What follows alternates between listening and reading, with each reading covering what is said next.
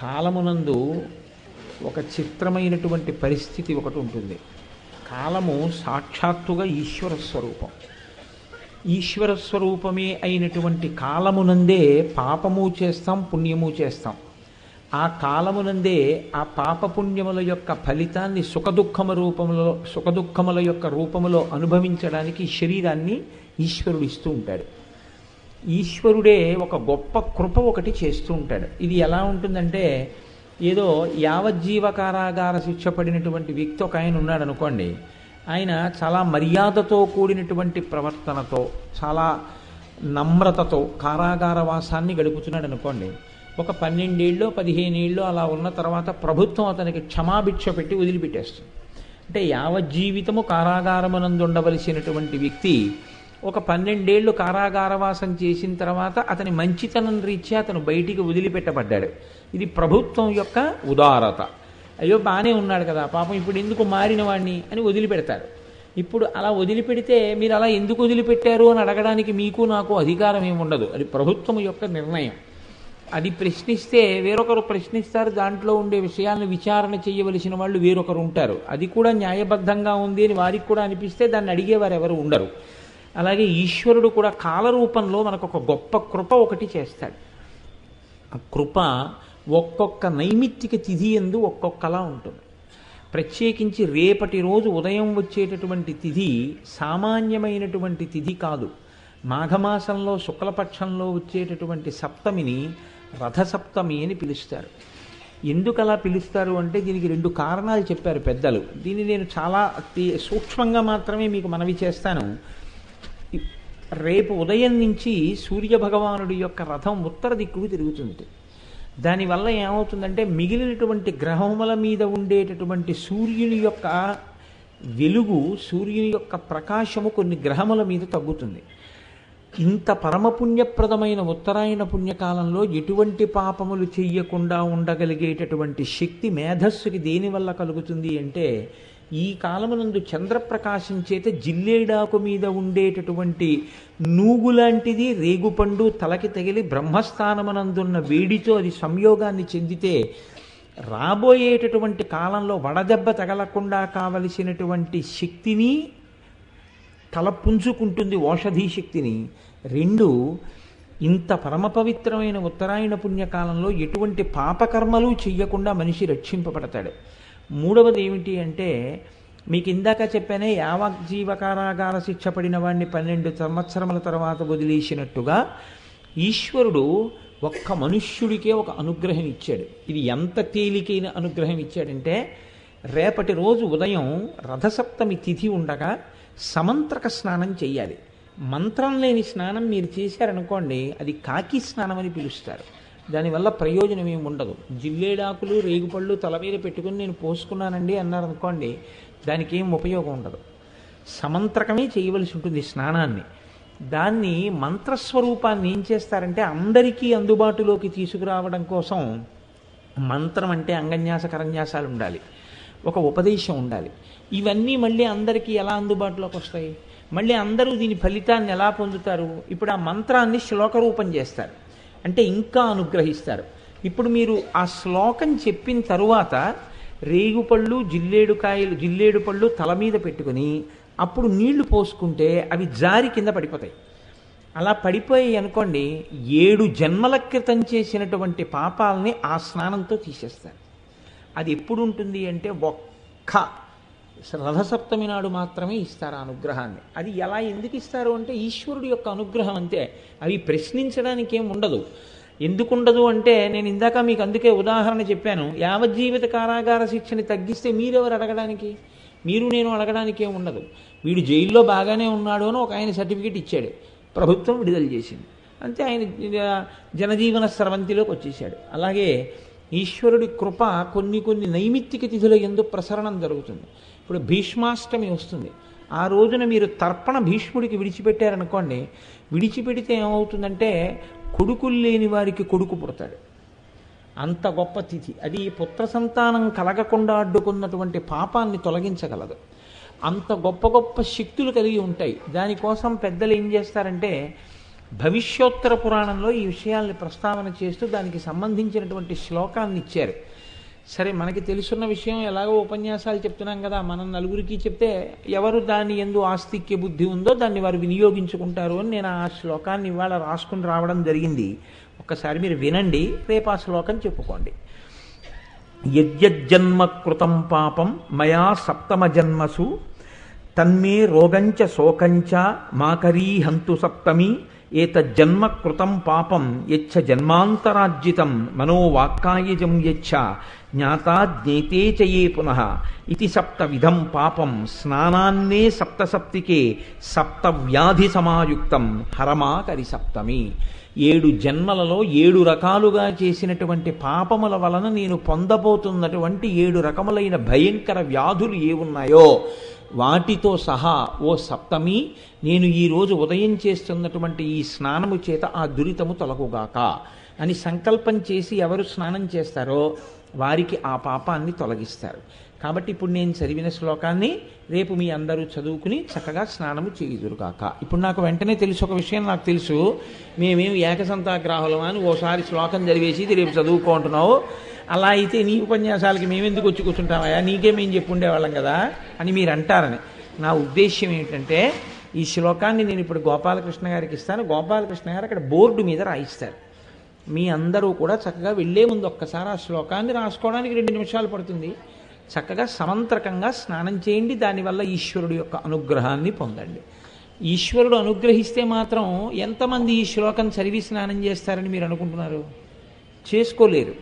ఆ అదృష్టం ఇవాళ లలితాపరాభట్టారిక మనకి కల్పించింది. ఈ ఉపన్యాసాలు అవుతున్నాయి కాబట్టి నేను ఇవాళ ప్రస్తావన చేశాను. కాబట్టి ఈ అవకాశాన్ని ఎవరికి దాని యందు నమ్మకం ఉందో వారు వినియోగించుకుందరుగాక. నమ్మకం లేని వాళ్ళు ఈ సభలో ఉన్నారని నేను అనుకోను అసలు. కాబట్టి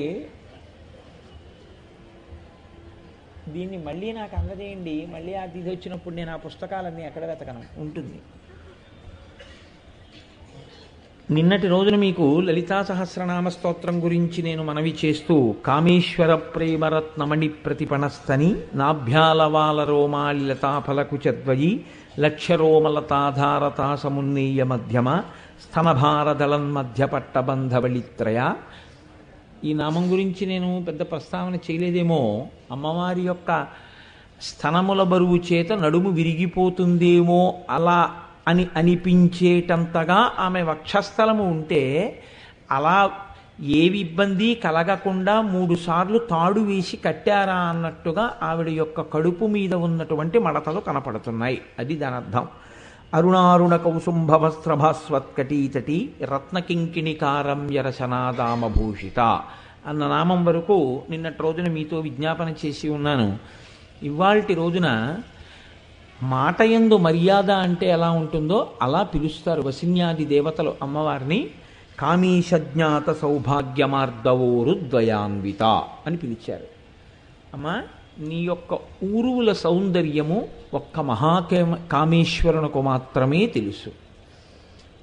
ఒక్కొక్క మాట మాట్లాడడంలో పవిత్రత ఉంటుంది. ఒక్కొక్క మాట మాట్లాడడంలో ఆ మాట్లాడినటువంటి వ్యక్తి సంస్కారం బయటికి వస్తుంది. హనుమ సీతమ్మని, అమ్మ నువ్వు నాతో వచ్చేసేయి, నా భుజాల మీద కూర్చోపెట్టి తీసుకెడతానన్నారు. తీసుకువెడతానన్నప్పుడు వచ్చి నా భుజాల మీద కూర్చో, నిన్ను తీసుకెడతాననలేదు ఆయన.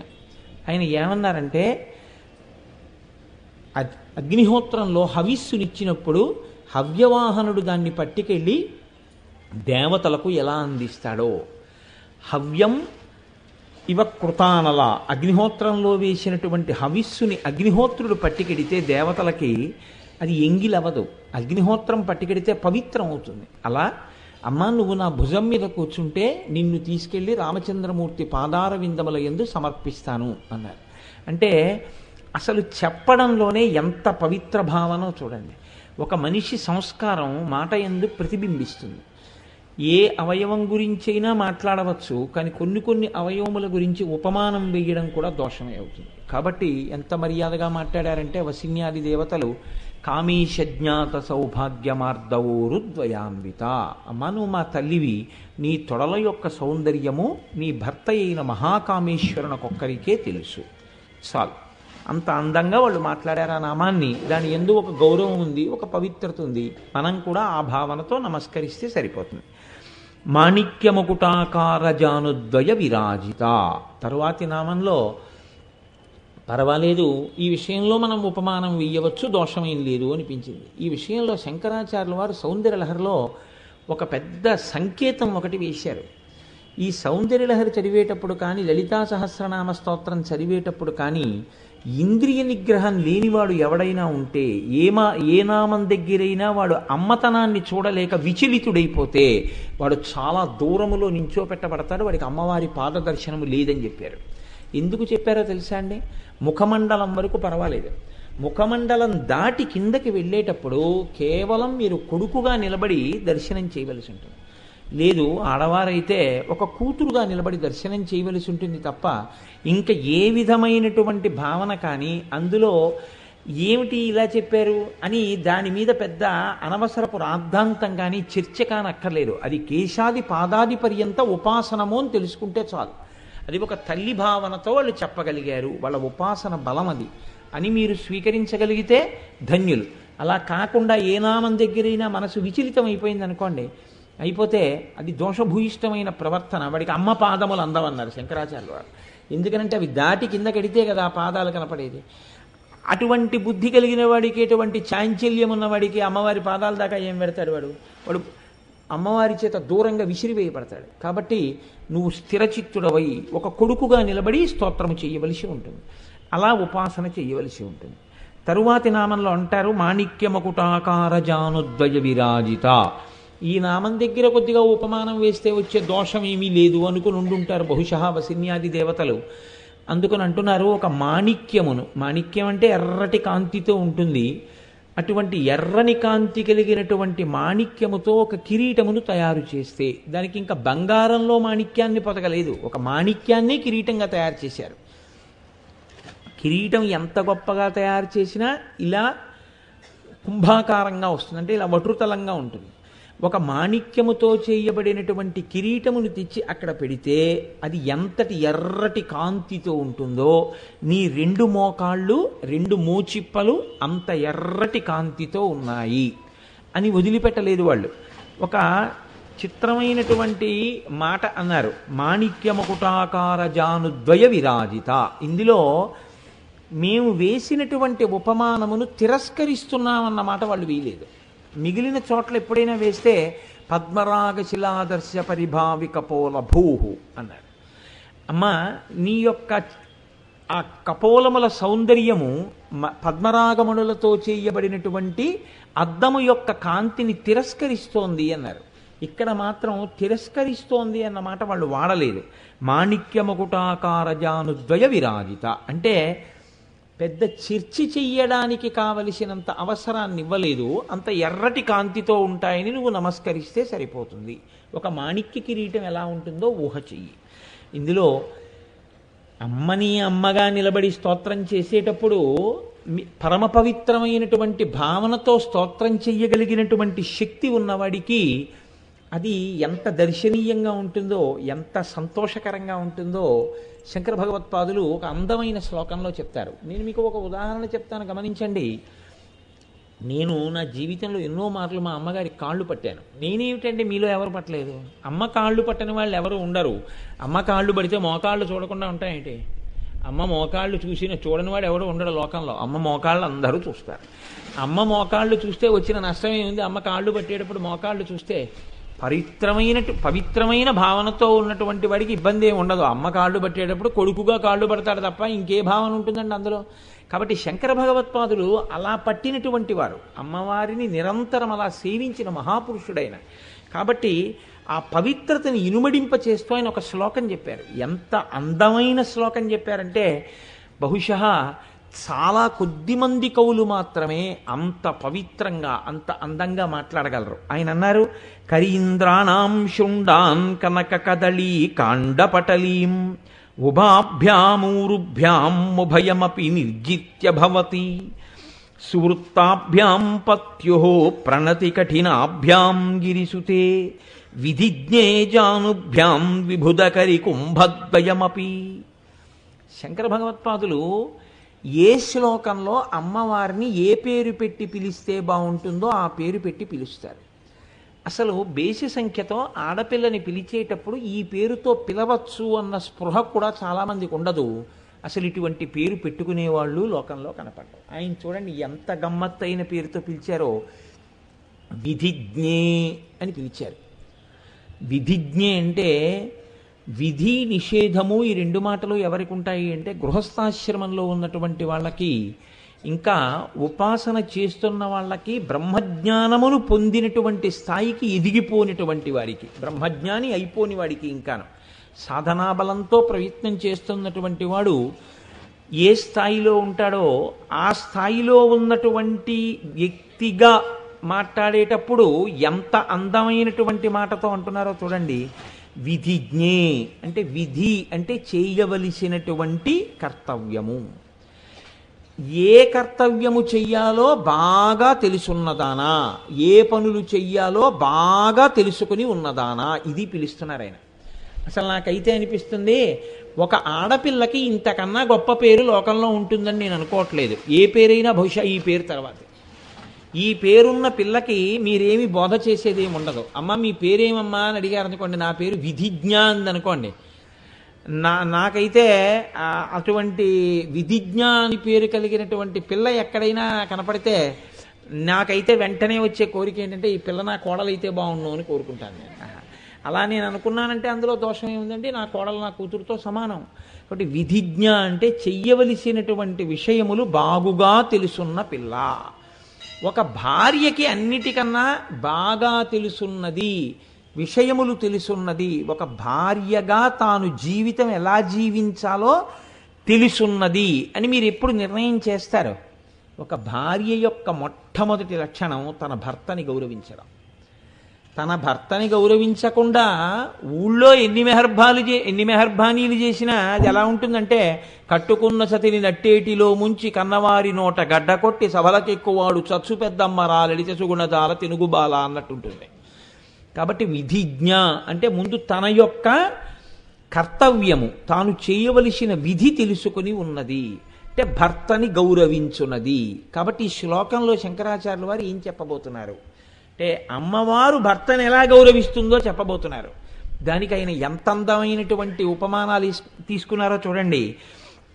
కరీంద్రాణం శుండాన్ కనక కదళీ కాండపటలీం ఉభాభ్యామూరుభ్యాం ఉభయమపి నిర్జిత్య భవతి.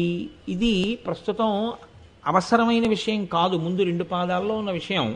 ఎందుకంటే నేను మోకాళ్ళ గురించి మాత్రమే మాట్లాడుతున్నాను తప్ప తొడల గురించి నేను మాట్లాడటలేదు. అయినా శ్లోకంలో ఉంది కాబట్టి పైన రెండు పాదాలకి ఒక్కసారి మనవి చేస్తాను. బంగారు అరటి చెట్లు అన్నవి లోకంలో ఉంటే ఆ బంగారు అరటి చెట్ల యొక్క బోధలు ఎలా ఉంటాయో అటువంటి తొడలు కలిగినదానా, లేదా ఐరావతము, కరీంద్రాణం అంటే ఏనుగులలో గొప్పది ఐరావతం. ఐరావతం అనేటటువంటి ఏనుగు యొక్క శుండాన్ తొండం ఎలా ఉంటుందో అటువంటి తొడల సౌందర్యము కలిగినదానా తల్లి. నేను ఎలా అంటే అన్నాను కానీ ఉభాభ్యామూరుభ్యాము భవయపి నిర్జిత్య భవతి. కానీ అమ్మ బంగారు అరటి చెట్ల యొక్క సౌందర్యమును, ఐరావతము యొక్క తొండము యొక్క సౌందర్యాన్ని మీ రెండు ఊరువుల సౌందర్యము తిరగొట్టగలిగింది లేదా తిరస్కరించగలిగింది. ఎందుచేతను అంటే అవి ఏదో తొండం అనేటటువంటిది గరుగ్గా ఉంటుంది, అమ్మవారి ఊరువులతో ఉపమానం వేయడం కుదరదు. కాబట్టి ఆ రెండు పాదాలు అక్కడతో వదిలిపెట్టేయండి. ఎందుకంటే మనకు కావలసింది మోకాళ్ళ గురించి ఉపమానం. సువృత్తాభ్యాం పత్యు ప్రణతి కఠినాభ్యాం గిరిసుతే. అమ్మ నీ మోకాళ్ళున్నాయే అవి సువృత్తాభ్యాం గుండ్రంగా ఉన్నాయమ్మా, చాలా గుండ్రంగా ఉన్నాయి. కానీ అమ్మా నేను నీ కాళ్ళు పడుతున్నప్పుడు నేను గమనించింది ఏమిటంటే, తల్లి నీ శరీరం చాలా మృదువుగా ఉంటుందమ్మా, కానీ నీ మోకాళ్ళు మాత్రం చాలా గరుగ్గా ఉన్నాయమ్మా అన్నారు శంకరాచార్య వారు. ఎందుకంత గరుగ్గా ఉన్నాయో తెలుసా అమ్మా? ఆ విషయంలో నీ యొక్క మోకాళ్ళు ఆ ఐరావతము యొక్క కుంభస్థలాన్ని తొండాన్ని రెండిటి యొక్క గరుకుతనాన్ని దాటిపోయాయమ్మా అన్నారు. ఏనుగు కుంభస్థలం గరుగ్గా ఉంటుంది, తొండము ఇలా ముట్టుకుంటే గరుగ్గా ఉంటుంది. ఈ మోకాళ్ళు గుండ్రంగా ఎర్రగా అయితే ఉన్నాయి కానమ్మా, అవి కొంచెం నల్లపడిపోయి గరుగ్గా పెచ్చు కట్టేసి ఇలా ముట్టుకుంటే అయ్యో ఏమిటి అమ్మకి ఇంత గరుగ్గా ఉన్నాయి మోకాళ్ళు అనిపించేటట్టుగా ఉన్నాయమ్మా. ఇలా నీ కాళ్ళు అంత మెత్తగా ఉన్న మోకాళ్ళ దగ్గర ఎందుకమ్మా అంత గరుకైపోయింది అంటే ఏదో కింద పడిపోతే మోకాలు పెచ్చు కట్టిందనుకోండి ఎలా ఉంటుందో, లేదా మీకు చాలాసేపు కూర్చుని పూజ చేసే అలవాటు ఉంటే ఆ చీలమండ అంటారే అది ఒకటి నల్లగా అయిపోతుంది. ఎందుకంటే ఎప్పుడు ఎక్కువ భూమికి ఒత్తుకోవడం అలవాటు అయిపోయి అది నల్ల పడిపోతుంది. అప్పుడు దాన్ని ముట్టుకుంటే చాలా గరుగ్గా ఉంటుంది.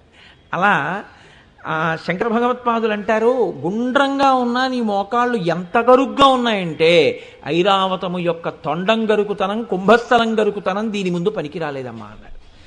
ఎందుకు ఇంత గరుగ్గా ఉన్నాయో తెలుసా అమ్మా? నాకు తెలుసు అన్నారు. విధిజ్ఞే, నువ్వు బాగా కర్తవ్యం తెలుసున్న దానివి. జానుభ్యాం విభుద కరి కుంభద్వయమపి, కారణం ప్రణతి కఠినాభ్యాం గిరిసుతే.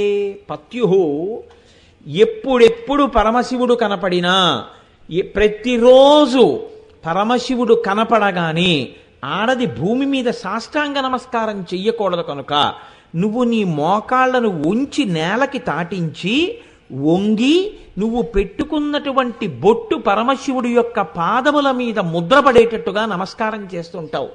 అసలే కోమలమైన తల్లివి, నువ్వు రోజు అలా వంగి నమస్కారం చేయడంలో నీ మోకాళ్ళు గరుగ్గా అయిపోయాయమ్మా.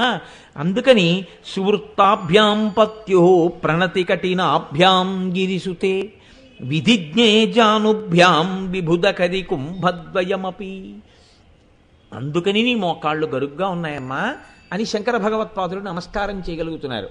అంటే ఇందులో మనం తెలుసుకోగలిగినది, మీరు అమ్మగా చూసి గుహ్యతమము గుహ్యతరము అని ఒక మాట ఉంటుంది. అంటే చూసినటువంటి దాన్ని అంత పవిత్ర భావనతో చెప్పగలిగినటువంటి స్థితి వాక్కుకి అలవాటు పడితే ఆయన మనసు చెక్కు చెదరలేదు. ఆయన మనసు పరమ పవిత్రంగా పాడికుండ ఎలా ఉంటుందో, పాలకుండ ఎలా ఉంటుందో, అమృతభాండం ఎలా ఉంటుందో అలా ఉంది.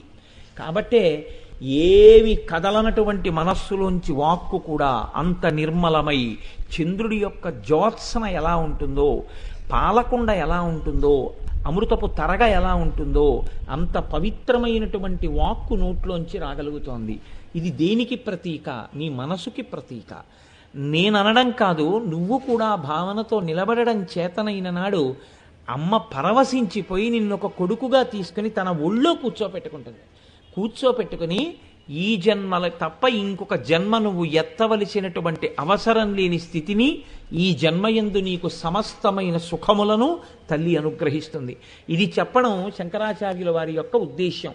జగద్గురువులు కనుక, మహాపురుషుడు కనుక, లోకమునకు సందేశమును అందించవలసిన బాధ్యత ఉన్నవారు కనుక వారు అంత గొప్ప శ్లోకాన్ని మనకి అందించారు. కాబట్టి మనం అటువంటి స్థితిని మన మనసుకి ఏర్పరచుకోగలిగితే ఆనాడు మనం అమ్మ యొక్క ఉపాసకులుగా నిలబడేటటువంటి అదృష్టాన్ని పొంది ఉంటాం. తరువాతి నామంలో అంటారు, ఇంద్రగోప పరిక్షిప్త స్మరతో నాభజంఘిక అంటారు. ఇప్పుడు అమ్మవారి యొక్క పిక్కల గురించి మాట్లాడుతున్నారు. స్మరతో నాభజంఘిక. ఈ పిక్కలు అంటే ఈ వెనక భాగంలో ఉండేటటువంటి ఉబ్బెత్తుగా ఉండేటటువంటి ప్రాంతం. అమ్మవారి యొక్క పిక్కలు ఎలా ఉన్నాయని వసిన్యాది దేవతలు అంటున్నారంటే, ఇంద్రగోప పరిక్షిప్త స్మరతో నాభజంఘిక. స్మరుడంటే స్మరణ చేత పైకొచ్చేటటువంటి వాడు. మనస్సు, మనసిజుడు అని పేరు. శ్రీ మహావిష్ణువు యొక్క మనస్సులోంచి పుట్టినవాడు కాబట్టి మనసిజుడని పేరు. స్మరణ చేయిస్తాడు కాబట్టి స్మరుడు అని పేరు. ఇప్పుడు ఈ మన్మధుడు 5 బాణములను తీసుకొచ్చి ఒక వరలో పెట్టుకుంటూ ఉంటాడు. ఆయన దగ్గర ఉండేటటువంటి పొది అంటారు, బాణములు పెట్టుకునేటటువంటి అమ్ముల పొది, ఆ పొదిలో పెట్టుకుంటాడు. ఆ మన్మధుడు పెట్టుకునేటటువంటి అమ్ముల పొదికి ఆరుద్ర పురుగులు అని ఉంటాయి. శ్రీరామాయణంలో అరణ్యకాండలో, కిష్కింధకాండలో వర్ణన చేస్తారు మహర్షి. అవి వర్షం పడినప్పుడు భూమి మీద పెద్దగా పాకుతూ ఉంటాయి. మనకి చూశారు, వానాకాలం వస్తే చిమ్మెట్టలను వస్తాయి, ఎక్కడ ఖాళీ ఉండదు, అలా పట్టేస్తాయి గోడల్ని. అలా ఆరుద్ర పురుగులు కూడా పర్వతాల యొక్క కింద భాగంలో నదుల ఒడ్డున బారులు బారులుగా పాకుతూ ఉంటాయి, ఎర్రగా ఉంటాయి. ఇప్పుడు వాల్మీకి మహర్షి ఏమన్నారంటే, ఆకుపచ్చటి చీర కట్టుకున్నటువంటి భూకాంత యొక్క చీర అంచు ఎర్రగా ఉంది అన్నారు ఆరుద్ర పురుగులు పాకుతూ ఉంటే. ఎందుకంటే చెట్లన్నీ చిగర్చి ఉంటాయి ఆకుపచ్చతనంతో. పొడమి తల్లి ఆకుపచ్చ చీర కట్టుకుంటే ఆ చీర అంచు ఎర్రగా ఉంది ఆరుద్ర పురుగులు పాకితే అన్నారు. అలా ఎర్రటి ఆరుద్ర పురుగులన్నింటినీ తీసుకొచ్చి ఆ మన్మధుని యొక్క బాణతూణీరమునకు ఒకదాని పక్కన ఒకటి ఒకదాని పక్కన ఒకటి ఖాళీ లేకుండా అమరికగా పెట్టేస్తే ఎర్రతనంతో కనపడుతున్నటువంటి ఆ అమ్ముల పొది ఎలా ఉంటుందో అమ్మవారి యొక్క మోకాళ్ళ కింద భాగములు ఆ పిక్కలు అంత ఎర్రగా ఉన్నాయి. అయితే ఇక్కడ మీరు ఒక విషయాన్ని జ్ఞాపకం గుర్తుపట్టవలసి ఉంటుంది. నిజంగా లోకంలో మన్మధుడి యొక్క అమ్ముల పొదిని చూసినవాడు లేడు. ఎందుకంటే ఆయన అనంగుడు, ఆయనే కనబడ్డు, ఆయన అస్త్రాలు కనబడవు, ఆయన యొక్క అమ్ముల పొది కనబడదు. నిజంగా ఒకవేళ ఆయన అమ్ముల పొది ఉన్నా ఆ అమ్ముల పొదికి తీసుకొచ్చి మీరు ఆరుద్ర పురుగుల్ని తాపడం చెయ్యడము కుదరదు. నిజంగా తాపడం చేసి మీరు ఆ తుణీరం ఒక్కటి తీసి ఇలా చేతిలో పట్టుకుని ఓహో ఆరుద్ర పురుగులు పెడితే ఇలా ఉంటుందని చెప్పడం కుదరదు. ఒక ఊహకు అలా చెప్పారంతే. కాబట్టి దానాదీనా మీకు తెలిసేది ఏమిటి అంటే అమ్మవారి యొక్క పిక్కలకి ఉపమానం వెయ్యడం దుస్సాధ్యమో, ఎవ్వరూ ఉపమానం వెయ్యలేరు. ఉపమానం వెయ్యలేరని చెప్పకుండా ఉపమానం వేసి చూపించడం సాధ్యం కాని స్థితిని, అలా చూడడం సాధ్యం కాని స్థితిని ఆవిష్కరించారు. ఒక్కొక్కచో ఒక్కొక్క రకమైనటువంటి విన్యాసం చేస్తూ ఉంటారు. కానీ శంకర భగవత్పాదులు మీకు మనవి చేశానే, అమ్మవారిని ఇక్కడ దర్శనం చేసిన మహాపురుషుడు కాబట్టి ఆయన స్వతంత్రించారు, ఇంకొంచెం ముందుకెళ్ళారు. వీళ్ళు ఆయన ఎంత గొప్పగా మాట్లాడారంటే పరాజేతుం రుద్రం దిగుణశర గర్భౌ గిరిసుతే నిషంగౌ జంఘేతే విషమ విసికో బాఢమకృత యదగ్రే దృశ్యంతే దశశరఫలాః పాదయుగళీ నకాగ్రచ్ఛద్మానః సురమకుట శాణైక నిశితాః అన్నారు. అమ్మా భాడం, నాకు బాగా నమ్మకం ఏర్పడిన తరువాత నేను ఈ నిజాన్ని చెప్తున్నానమ్మా. ఏదో చెప్తున్నారు శంకరాచార్యులు వారిని వినకు. అమ్మ వినేటప్పుడు ఎలా వింటుంది? కొడుకు కదా శంకర భగవత్పాదులు, నువ్వు అన్నీ ఇలాగే చెప్తుంటావులేవయ్యా అంటుంది. ఎందుకంటుంది? ఆయన ఒక్కొక్కసారి వచ్చి అమ్మ దగ్గర ఒక్కొక్క మాట చెప్తూ ఉంటారు. అమ్మా మన్మధుడు శివుడి మీదకి యుద్ధానికి వెళ్తున్నాడమ్మా, నీ ఒక గొప్ప రథం సిద్ధం చేశాడంటారు. మన్యే అంటారు. రథం సిద్ధం చేసుకుంటున్నాడా? శివుడు భూమిని రథం మీద ఎక్కుతాడయా, మన్మధుడికి ఎక్కడుంది రథం అంది అమ్మవారు. ఉందమ్మా, స్ఫురద్గండాభోగ ప్రతిఫలిత తాటంకయుగళం చతుశ్చక్రం మన్యే తవ ముఖమిదం మన్మధరథం. నీ చెవులకు పెట్టుకున్న తాటంకములు నీ బుగ్గల్లో ప్రతిబింబాలు పడుతుంటే ఈ 2 చక్రాలు ప్రతిబింబాల 2 చక్రాలు 4 చక్రాలతో కూడిన నీ ముఖమనే రథాన్ని మన్మధుడికి యుద్ధానికి ఎడుతున్నాడు అన్నారు. అమ్మవారు నవ్వు నవ్వేసి. అలాగే ఇంకొకసారి అన్నారు అమ్మ దగ్గరికి వెళ్ళి, అమ్మ నాకు మళ్ళీ అనుమానం వచ్చిందన్నారు. మళ్ళీ ఏం అనుమానం వచ్చింది శంకరా నీకు అంది అమ్మవారు. అంటే త్వయా హృత్యావామం వపరిపరితృప్తేన మనసా అన్నారు. ఇలా చూసి మనం అయితే నమస్కారం చేస్తున్నాం. శంకరాచార్యుల వారు అయితే అన్నారు, అమ్మా నువ్వు దొంగతనం చేశావని కొంచెం నాకు అనుమానంగా ఉందమ్మా అన్నారు. నేను దొంగతనం చేశానా? నా కర్మ, నేను దొంగతనం చేయడం ఏమిటయా అంది ఆవిడ.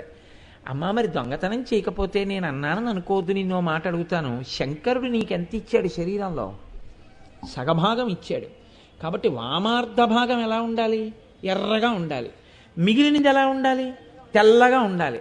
కానీ అమ్మా కుచాభ్యామానం రం, మాకేమవుతోందంటే నీకు ఇటుపక్కన ఎర్రగానే ఉంది, ఇటుపక్కన ఎర్రగానే ఉంది. ఇప్పుడు అమ్మవారిని చూడండి, ఇటు ఎరిపే తెల్లగా ఉన్న శంకరుడి పక్కన నువ్వు వచ్చి ఎర్రటి దానివి కూర్చుంటే ఈ సగం కూడా ఎరుపు తెలుపు మీద పడిపోయి తెలుపు ఎరుపు అయిపోయింది. ఎరుపైపోతే శంకరుడు కనిపించకుండా చేసేసి ఎడం పక్క ఒక్కటే ఇస్తే కుడి పక్క కూడా పుచ్చేసుకోవడం దొంగతనం కాదేమిటమ్మా? అందుకని ఇలా అనుకుంటారేమో లోకులని అనుమానపడుతున్నానమ్మా అన్నారు. అమ్మవారు పెద్ద నవ్వు నవ్వేసింది. అందుకని ఇప్పుడు మళ్ళీ శంకరాచార్యులు వారు అమ్మ దగ్గరికి వచ్చి, అమ్మ మళ్ళీ నాకు అనుమానంగా, మళ్ళీ వచ్చావా? మళ్ళీ వచ్చింది అనుమానం అంటుందేమోనని ఇప్పుడు అంటున్నారు భాడం. అమ్మా ఇది ఇంతకుముందు చెప్పినట్టు నువ్వు నవ్వేసే విషయమేం కాదు, చాలా గట్టి విషయం చెప్తున్నానమ్మా, బాగా విను. గబుక్కుని నవ్వేసి చాలా తేలిగ్గా తీసేసుకోకమ్మోయ్. అంటే ఏమిటి శంకరా, నిజంగా ఈసారి అంత గొప్ప విషయం పట్టుకొచ్చావా? ఏది చెప్పైతే వింటాను అంది అమ్మవారు. పరాజేతుం రుద్రం, మొట్టమొదటే పెద్ద బాంబ్ ఎక్స్ప్లోజన్తో ఎత్తుకున్నారు. పరాజేతుం, ఓడించేస్తున్నాడమ్మా. ఎవరిని? రుద్రం. ఆవిడికి ఎవరి లోకంలో ఓడిపోతే ఆవిడికి కావాలండి? శివుడే ఓడిపోతున్నాడంటే ఆవిడ ఆశ్చర్యపోతుంది. అందుకని may I draw your kind attention to the subject which I cite below అంటాడంటే, నేను కింద చెప్పే విషయానికి మీ యొక్క దృష్టిని ఆకర్షింప చేయవచ్చా అని అడిగినట్టుగా ఆయన అంటారు, పరాజేతుం రుద్రం. ఇది అనేటప్పటికి అమ్మవారు ఉలిక్కి పడుతుంది. ఏమిటి, శివుడు ఓడిపోయాడా? ఆవిడ ఆదిశక్తి. ఆదిశక్తి ఆయన భార్య అయి ఉండగా ఆయన ఓడిపోవడం ఏమిటి? కాబట్టి ఇప్పుడు అమ్మవారు ఉలిక్కి పడింది. భాడం. పైగా అమ్మా, బాగా ఆధారాలతో మాట్లాడుతున్నానమ్మా, ఏదో మళ్ళీ పూర్వంలా మన్యే అంటూ వచ్చాననుకుంటున్నావేమో, జాగ్రత్తగా విను. పరాకు పరాకు. అలాగా శంకరా, చెప్పు చెప్పు చెప్పు, ఏమైంది ఏమైంది ఏమైంది, ఎలా ఓడిపోతున్నాడు? శంకరుడికి ఓటమేంటి అంటే ఆయన అన్నారు, పరాజేతుం రుద్రం దిగుణశర గర్భౌ గిరిసుతే. ఓ గిరిసుతే. గిరిసుతే అంటే గిరి అంటే పర్వతము, పర్వతము యొక్క పుత్రి పార్వతి. అంటే ఎక్కడది ఇది ఎప్పిపడుపో. నువ్వు పర్వతరాజపుత్రిగా వచ్చి శుశ్రూష చేస్తే ఎవడు బాణం వేశాడో వాడిని కాల్చేసిన వాడున్నాడే, వాడు ఓడిపోతున్నాడు. అంటే ఇప్పుడు ఎవడు కాల్చాడో వాడు ఓడిపోతున్నాడంటే పరమశివుడు ఓడిపోతున్నాడు. చెప్పేశారు రుద్రం అని. ఇప్పుడు గెలుస్తున్నవాడెవరు? మన్మథుడు. మన్మథుడు గెలుస్తున్నాడు. ఇప్పుడు కూడా అమ్మవారికి భయమే. నా అంతటి సౌందర్య రాశిని శుశ్రూష చేస్తున్నప్పుడు బాణం వేస్తే కాల్చేశాడా? ఇప్పుడు మన్మథుడికి ఓడిపోయాడా శంకరుడు? అంటే నాకన్నా లోకంలో సౌందర్య రాశి ఉందా, లేకపోతే శంకరుడికి బలహీనత వచ్చిందా? ఈ రెండూ అసంభవాలే. తనకన్నా సౌందర్య రాశి ఉండదని అమ్మవారికి తెలుసు, శంకరుడికి అటువంటి లౌల్యం ఉండదని తెలుసు. మరి శంకరుడు ఎలా ఓడిపోయాడు? ఇది కుతూహలం పుట్టించడం అవతలి వారిలో. ఇప్పుడు వెంటనే లోపల మనసులో భావన వచ్చేస్తుంది కదండి, ఇలా ఎలా జరుగుతుంది అనేటప్పటికీ, అలా ఎలా జరుగుతుందా అని మీరు చాలా జాగ్రత్తగా వింటారు ఆ విషయాన్ని. వాడు ఒకవేళ సరిగా వినపడి కూడా సరిగా చెప్పు అంటారు. ఇప్పుడు అవతల వారు మీకు వినపడేటట్టు చెప్పడం కాదు, వినపడేటట్టుగా వారి చెవులు రిక్కిస్తారు. ఇది శంకర ప్రజ్ఞ. చూడండి శ్లోకాన్ని ఎలా తీసుకొస్తున్నారు ఆయన. భాడం. అమ్మా చాలా నమ్మకంగా చెప్తున్నానమ్మా, విను. పరాజేతుం రుద్రం. శివుడు ఓడిపోతున్నాడమ్మా. ఓడిపోతున్నాడా? ఎందుకు ఓడిపోతున్నాడు? దిగుణశర గర్భౌ గిరిసుతే. మన్మధుడు ఇంతకు ముందు పరమశివుడి చేతిలో కాలిపోయాడు కదమ్మా. కాలిపోయినప్పుడు పరమశివుడికి మన్మధుడికి ఎన్ని బాణాలు ఉన్నాయి? 5 బాణాలు ఉన్నాయి. ఇప్పుడు ద్విగుణీకృతం చేసుకున్నాడు ఆ బలాన్ని. సాధారణంగా ఓడిపోయిన రాజులు ఏం చేస్తారంటే, మళ్ళీ రాజ్యం సంపాదించుకోవాలంటే ఈ మాట చాలా పరాకుగా పెడతారు యుద్ధానికి. ఇంతకు ముందు వెళ్ళినప్పుడు ఎంత శక్తి ఉందో దానికి ద్విగుణీకృతమైనటువంటి సైన్యాన్ని కూడా తీసుకుని పెడతారు. కాబట్టి ఇప్పుడమ్మా ద్విగుణీకృతం చేసుకున్నాడు బాణాలు. ఏం బాణాలు? ఇంతకు ముందు ఎన్ని ఉన్నాయా ఆయనకి? 5 కదా ఉన్నాయి మన్మధుడికి. అదేనమ్మా ద్విగుణీకృతం చేశాడు. అంటే ఇప్పుడు 10 బాణాలు వచ్చాయా? ఎక్కడివి? ఎందుకు అమ్మవారికి అనుమానం? ఆవిడే ఇచ్చింది 5 బాణాలు. అరవిందము, కూటము, నవమల్లికము, నీలోత్పలము ఇలాంటివి 5 బాణాలే కదా నాకు తెలిసి. ఇప్పుడు నువ్వు 10 బాణాలు వచ్చాయంటున్నావే, 10 బాణాలు ఎక్కడవా? నాకు తెలిసి ఇంకో 5 బాణాలు లేవే మన్మధుడికి. అమ్మా అక్కడే పొరపాటు పడుతున్నావు. నీకు తెలియట్లేదమ్మా. చూసావా, నీకు తెలియకుండా ఎన్ని జరిగిపోతున్నాయో లోకంలో. నువ్వు నాకు అన్నీ తెలుసు, దృశాద్రాఘీయస్య నేను చూస్తున్నాను అనుకుంటున్నావు. నీకు తెలియకుండా చక్కబెట్టేస్తున్నారు వ్యవహారాలు. మీ ఆయన మీదే జరిగిపోతుందమ్మా కుట్ర. చూసావా? కాబట్టి ఇప్పుడు దిగుణ శర గర్భౌ గిరిసుతే 5 బాణాలు 10 బాణాలు చేసేసాడమ్మా అన్నారు. 10 బాణాలు చేశాడా? ఆ బాణాలు ఎక్కడ పెట్టాడు? బాణములు ఎక్కడ పెడతారు? బాణములను ఇంతకు ముందు చెప్పినప్పుడు వసిన్యాది దేవతలు అన్నారు, అమ్మవారి పిక్కలు మన్మధుడు పెట్టుకునే బాణ తూణీరముల్లా ఉన్నాయన్నారు. బాణముల గురించి వాళ్ళేం మాట్లాడలేదు. కానీ ఇంకా యుద్ధానికి బయలుదేరిపోయేటటువంటి వ్యక్తి అన్ని కట్టుకునే ముందు ఎలా ఉంటాయో తెలుసా అండి? ఆ వరాను, ఆ తూణీరము, బాణాలు తీసుకొచ్చి అక్కడ పెట్టరు.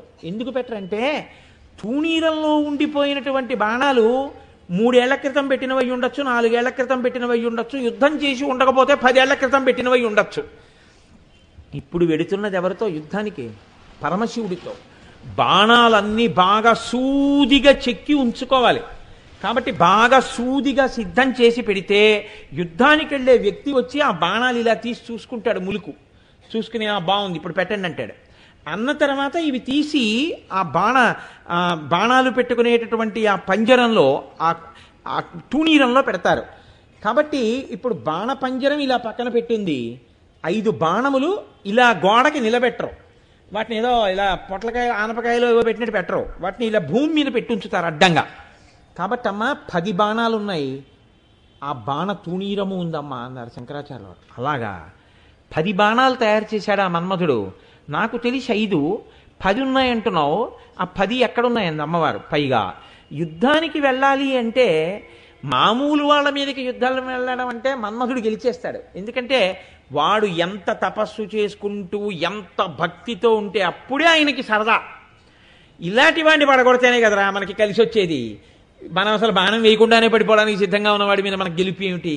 నాకు వద్దు, ఈ బాణాల్ని తట్టుకుంటానని ముక్కు మూసుకుని జపం చేసుకుంటున్న విశ్వామిత్రుల్లాంటి వాడి మీద వేసి మేనకతో సంసారం చేయిస్తేనే మన్మధుడికి సరదా. కాబట్టి ఇప్పుడు వెడుతున్నది ఎవరి మీదకి యుద్ధానికి? రుద్రం శివుడి మీదకి. ఆయన ఎవరు? రుద్రుడు. కోపగిస్తాడు, ఇంతకుముందు కోపగించాడు. అటువంటి వాడి మీదకి వేయడానికి వెడుతున్నారు బాణాలు. కాబట్టి ఇప్పుడు ఆ బాణాలు వేసేటప్పుడు అందరిలా ఏ పూజ చేసుకుంటూనో పునస్కారం చేసుకుంటూనో లేకపోతే ఏదో తపస్సు చేసుకుంటున్నా పర్వాలేదురా మనం బాణం వేసేయచ్చని వేసేయగలిగినంత మొనగాడు కాడు శివుడి మీద. శివుడి మీద వెయ్యాలంటే శివుడు బాగా పరాకుగా ఉన్నాడు.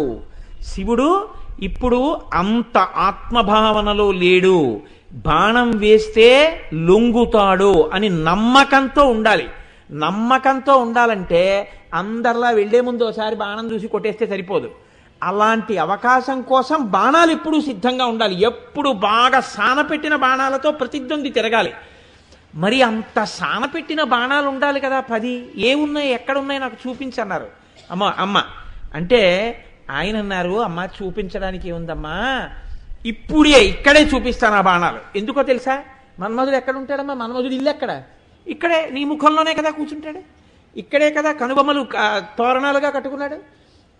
కాబట్టి ఆయన బాణతూణీరాలు చూపిస్తానమ్మా చూడన్నారు. ఏవి శంకరా అంది అమ్మవారు. నీ పిక్కలేనమ్మా తూణీరాలు అన్నారు. ఈ పిక్కల దగ్గర నుంచి పాదం వరకు కొద్దిగా ఇలా లావుగా ఇలా సన్నగా అవుతుంది కదండి. బాణతూణీరం కూడా అలాగే ఉంటుంది. బాణాలను అలా పెట్టుకుంటారు, పైకి వెడల్పుగా ఉంటుంది మూతి పంచపాత్రలాగా, కిందకి సన్నగా ఉంటుంది. కాబట్టి అమ్మ నీ యొక్క పిక్కలు ఉన్నాయే అవే బాణతూణీరాలు. ఓహ్ ఇదా శంకరా నువ్వు చెప్పింది, ఇది వసిన్యాది దేవతలు కూడా చెప్పారులే. ఓయ్ ఇది చూసి భయపడిపోయి వచ్చేసావా నామం చదివి? కాదమ్మా 10 బాణాలు. 10 బాణాలా? అది చెప్పలేదే వసిన్యాది దేవతలు. 5 బాణాలు ఉన్నాయనే నాకు తెలుసు. 10 అంటున్నావు, అవి ఎక్కడున్నాయి? ఎక్కడ ఉండడం ఏమిటమ్మా? నీ పాదం అనేటటువంటి దాన్ని ఒక్కొక్క దాన్ని 5 వేళ్లతో ఉందా లేదా? నీ పాదములకు ఉన్నటువంటి 5 వేళ్ళు 5 బాణాలు చేసుకున్నాడు మన్మథుడు. 2 పాదాలున్నాయా? 2 పాదాలకి 2 5లు 10 వేళ్లున్నాయా? ఈ 10 వేళ్ళు ఇప్పుడు మన్మథుడికి బాణాలు చేసుకున్నాడు. అంటే నా 10 వేళ్ళు మన్మథుడికి బాణాలైతే ఇప్పుడు శంకరుడు అమ్మవారి పాదాల వంక చూసినా పడిపోతాడనమాట కదండి. అంత సౌందర్యవంతంగా ఉంటాయని. కానీ బాగుంది. కానీ శంకరాను చెప్పింది నా 10 వేళ్ళు 10 బాణాలు చేస్తే బాణాలకు ములుకులు ఉండాలిగా.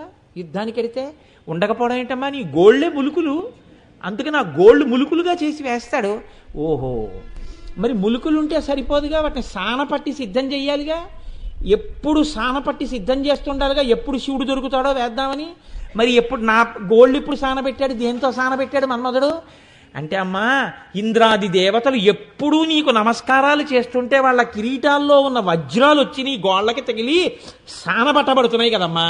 ఆ సానబట్టబడినటువంటి గోళ్ల చేత బాణములుగా చేసుకుని పాదములకున్న 5 వేళ్లని 5 బాణాలు చేసుకుని ద్విగుణీకృత బలంతో ఈ 10 బాణాలని ఇలా పడుకోపెట్టి ఉంచాడు.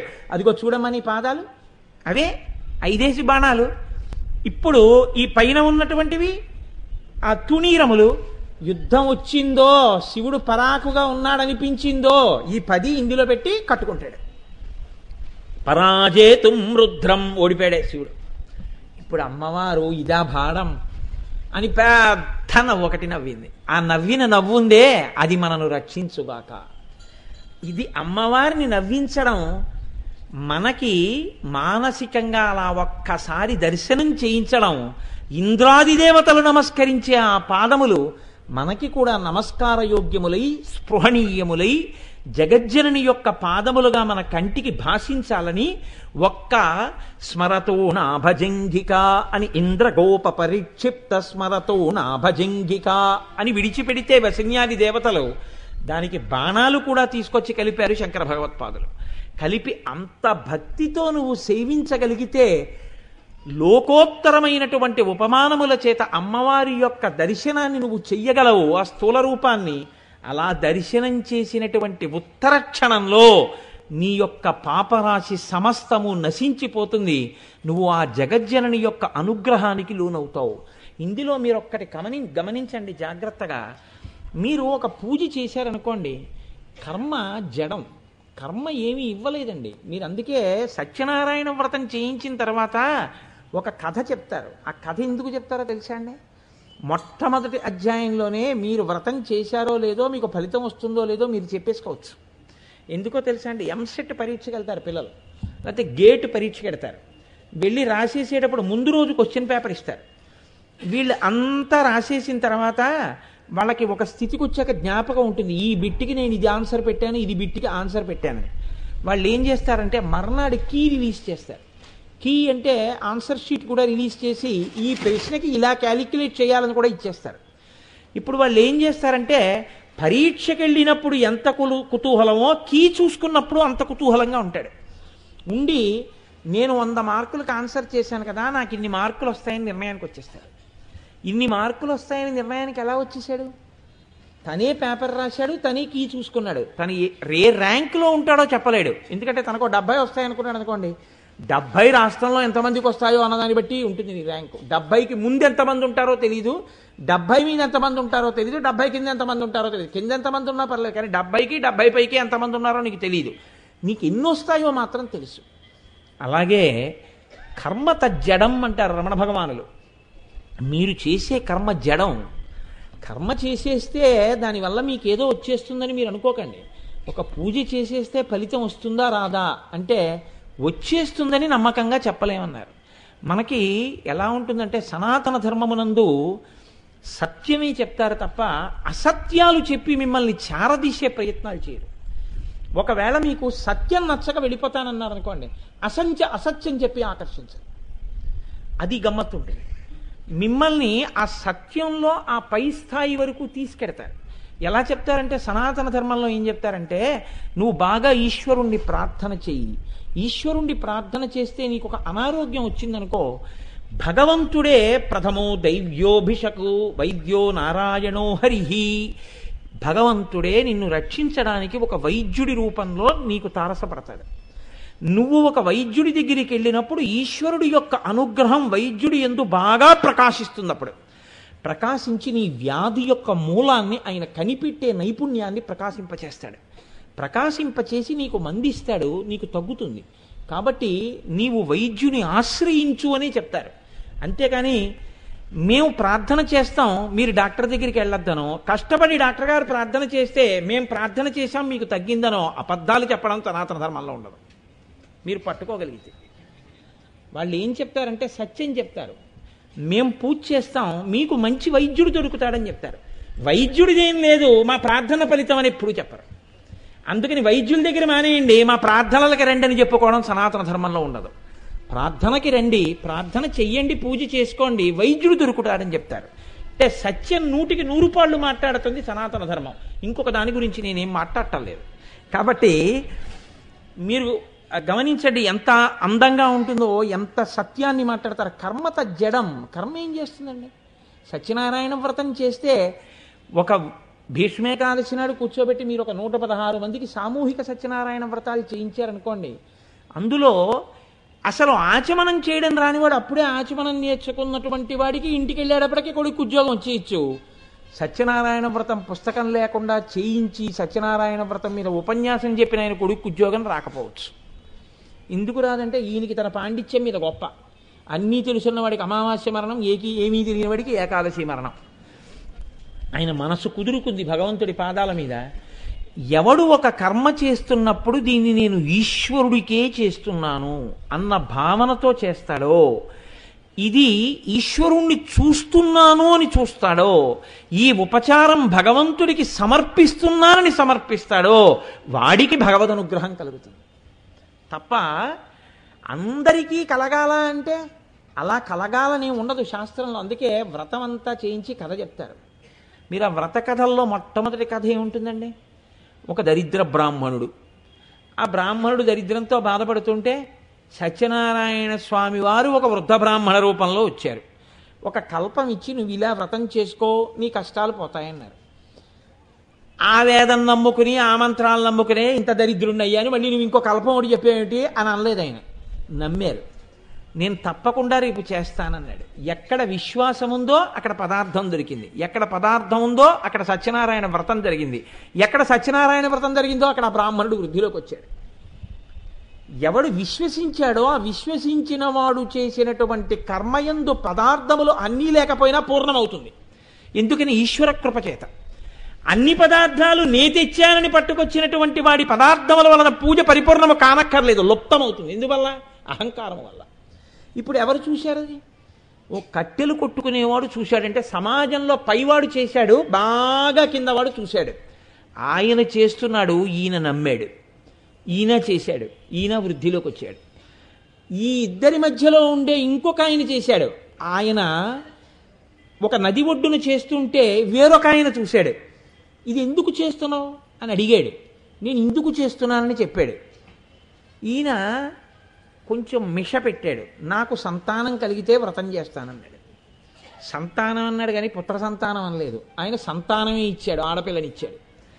కాబట్టి కొంచెం అనుమానం, సంశయాత్మ వినశ్యతి, అనుమానం. కాబట్టి ఇప్పుడు ఇందుకులే ఖర్చు, పెళ్లిలో చేద్దాం, సరే మిగిలిన కథంతా మీకు తెలుసు. కాబట్టి మీ మనస్సు ఎంత స్థిరంగా నిలబడుతుందో దానివల్ల అమ్మవారి అనుగ్రహం కలుగుతుంది.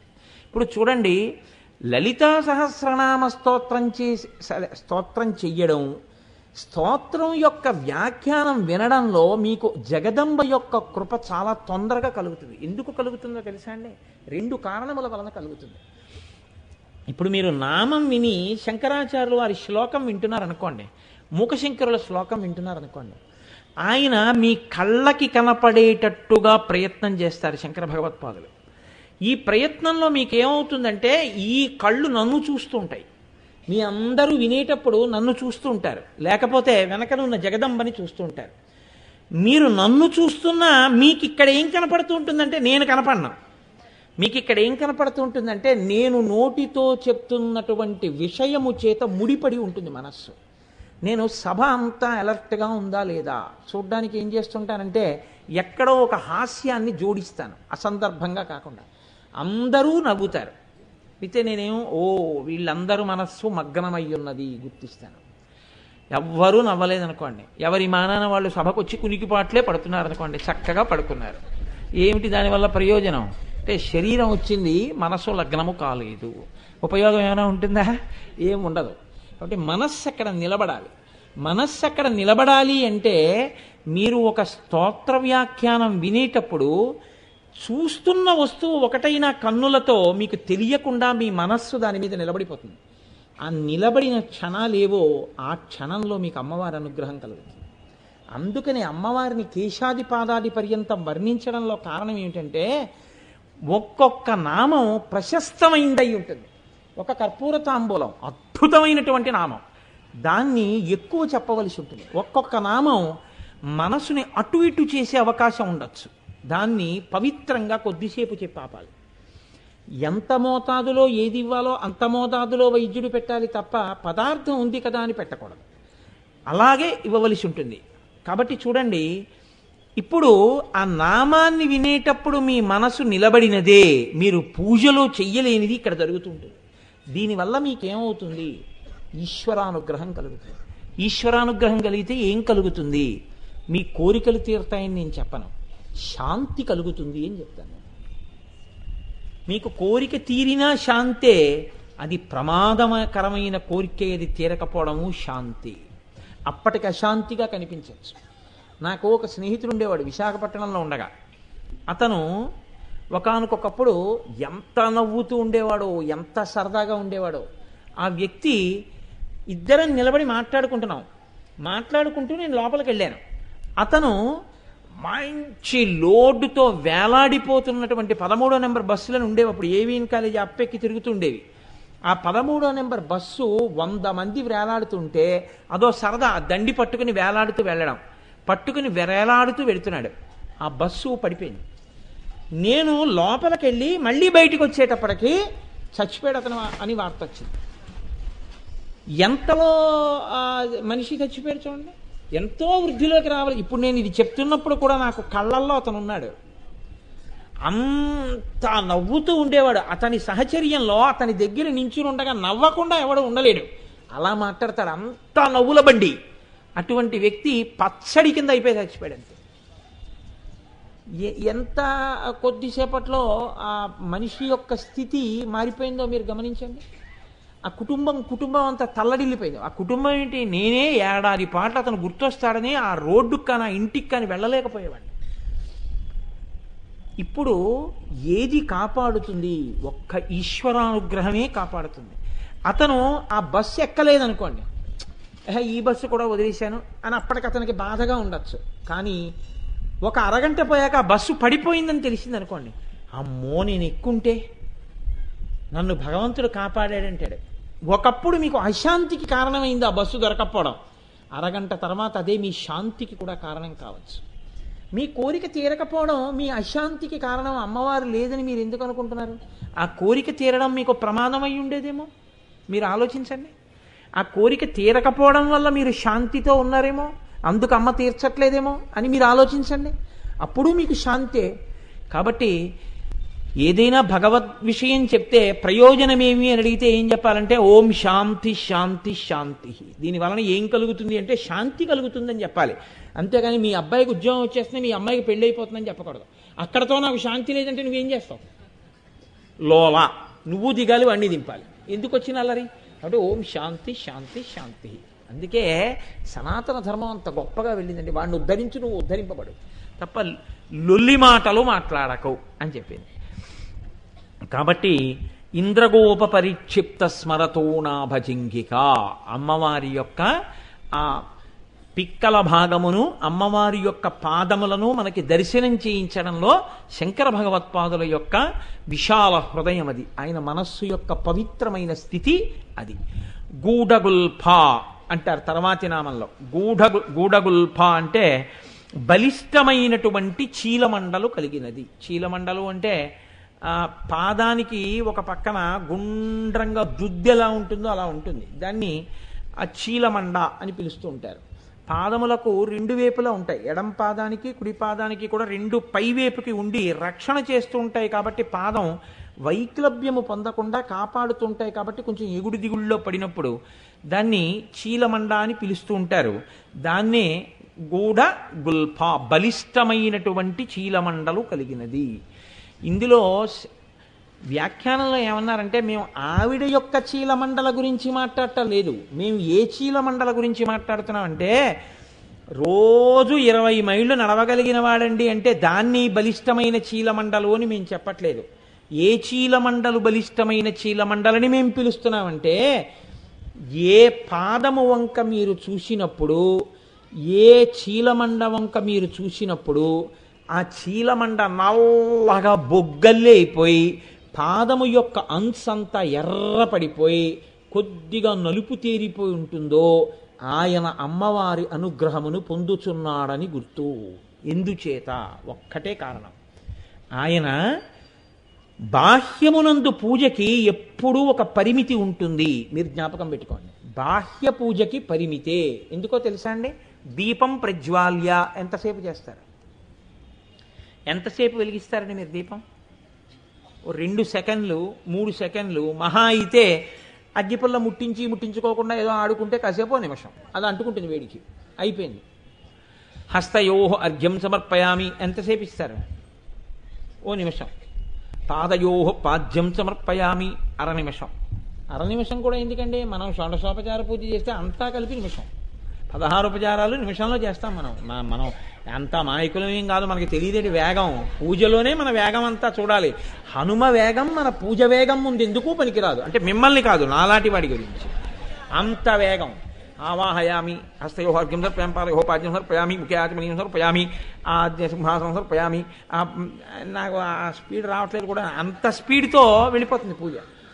కానీ చూడండి ఏది చెప్తున్నారంటే ఉపచారమునందు మనసు రమించేవాడైతే అది దాని రహస్యం. అంటే ఎక్కడో అక్కడ ఏదో ఒక ఉపచారంలో మీ మనసు నిలబడిందా ఏ రోజైనా? అంటే నేను మీకు ఒక ఉదాహరణ చెప్పాలి అని అనుకోండి. చెప్పాలి అంటే మీకు వస్త్రయుగ్మం సమర్పయామి అంటారు మన వాళ్ళు. వస్త్రయుగ్మం సమర్పయామి అన్నప్పుడు రోజు నాకైతే బీరువాలో పంచెలు ఉంటాయి, నాకైతే ప్యాంట్లు చొక్కాలు ఉంటాయి, కానీ అసలు అలా భగవంతుడికి బట్టలు అవి ఏమి ఉండవు బీరువాల్లో, ఎవరింట్లోనే ఎవరు పెట్టుకోరు కూడా. పాపమైన సులభుడు దూది 2 ముద్దలు చేసి అక్కడ పెట్టేరా నేను పుచ్చుకుంటానంటాడు.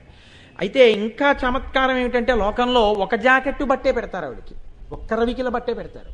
అంతకన్నా పాపం ఇంకోటి లేదు అసలు. ఎందుకంటే మీరు గృహస్థాశ్రమంలో ఉన్నవాడు వస్త్రద్వయం 2 వేసుకుంటాడు. ఏకవస్త్రం సన్యాసమనందు ఉంటుంది. మనం అమ్మవారికి ఇచ్చినా కూడా వస్త్రయుగ్మం 2 ఇవ్వాలి. చీర రవికిల బట్ట, పంచా ఉత్తరీయం అలా ఇవ్వాలి. అంతేకాని ఒక్క ఉత్తరీయం కప్పడం ఉండదు, శాలువా కప్పడం ఉంటుంది పండిత సత్కారంగా. ఈ మధ్య నేను రాజకీయ పక్షాల వాళ్ళు చేసేటటువంటి చమత్కారాలు సభల్లో జరగడం కూడా చూస్తున్నాను. వాళ్ళకుంటాయి అలాంటివి. ఏదో సెక్యూరిటీ రీజన్స్కి ఓ కండువా ఓటే వేస్తుంటారు, ఆడాళ్ళకి మగాళ్ళకి కూడా. ఆడాళ్ళు ఉత్తరీయాలు ఎందుకు వేసుకుంటారని ఇంగితం ఉండదు, వాళ్ళకి కాకా పట్టడం ప్రయోజనం కాబట్టి వాళ్ళకి విమానం దిగితే ఓ ఉత్తరీయం వేస్తుంటారు. అలా ఒక్క ఉత్తరీయం పట్టుకొచ్చి వేయకూడదు. ఒక్క ఉత్తరీయం వేసుకుంటే మరి కింద పంచె కట్టుకోవడానికి ఉండద్దు వాడికి. ఇస్తే 2 ఇవ్వాలి వస్త్రయుగ్మం. అప్పుడు లేకపోతే ఏమవుతుంది, మీరు అవమానం చేసినట్టు అవుతుంది. అమ్మవారికి ఇచ్చిన అంతే, వస్త్రయుగ్మం 2 ఇవ్వాలి. పెడితే చీర జాకెట్టు పెట్టండి, చీర రవికిల బట్ట పెట్టండి, లేదు 2 రవికిల బట్టలు పెట్టండి, లేదు అక్షతలు వేయండి, లేదు 2 పుష్పాలు వేయండి. మీకు ఓపిక ఉంది 2 దూది ముద్దలు అక్కడ పెట్టండి. అమ్మవారు అంటుంది ఈ వస్త్రాలన్నీ ఇందులోంచి వచ్చాయి, దూదిలోంచి వచ్చాయి. దూదేగా ఇన్ని వస్త్రాలైంది. దూది ఎవరు ఇచ్చారా? నేనే ఇచ్చాను. తంతువులందు చేలము విదంబన ఏ పరమేశుమూర్తి ఎందింతయు చొక్కునట్టి అంటారు పోతన గారు భాగవతంలో. ఆ పరమేశ్వరుడి ఎందే అన్నీ పుట్టినట్టుగా దూదిలోంచి అన్ని వస్త్రాలు వచ్చాయి. అందుకని దూది పట్టుకెళ్ళి 2 ముద్దలు చేసి అక్కడ పెడితే మీరు ఇక్కడ ఏ భావన చేస్తే ఆ వస్త్రం అయిపోతుంది. కాబట్టి 2 దూది ముద్దలైనా అక్కడ పెట్టాలి. దానికి ఓపిక లేదు. 2 అక్షతలు అయిపోయి. అక్షత అంటే క్షతం అంటే నడుము విరగనటువంటి బియ్యం. దాంట్లో మీరు ఏది సంకల్పం చేస్తే అది వచ్చేస్తుంది. పసుపు ముద్ద పెడితే గణపతే వచ్చేస్తారు. కాబట్టి అలాగన్నా ఈ గూఢగుల్ఫ అంటే అర్థం ఏమిటో తెలుసా అండి? పూజ చేసేటప్పుడు ఏదో ఒక ఉపచారము దగ్గర ప్రతిరోజు రమించేవాడు, లేదా ఎక్కడో అక్కడ మనసు మగ్నమైనటువంటి కారణం చేత ఆనందమును పొందువాడు, బాహ్య పదార్థముల చేత ఆనందమును పొందినవాడు కాడు. 1,00,000 బిల్వార్చన చేశానండి ఆనందం వచ్చింది, 1,000,000 బిల్వార్చన చేశానండి ఆనందం వచ్చింది అన్నవాడు కాడాయన. ఆయన దగ్గర ఏముంటాయంటే పూజ చేసుకునేటప్పుడు ఒక్క ఆచమన పాత్ర, ఒక అర్ఘ్యపాత్ర, ఒక అరివేణం, ఇన్ని పువ్వులు అక్షతలు ఉన్నాయి. కానీ ఇప్పుడు ఆయన ఏం చేస్తాడో తెలుసా అండి? ఆవాహయామి అంటాడు.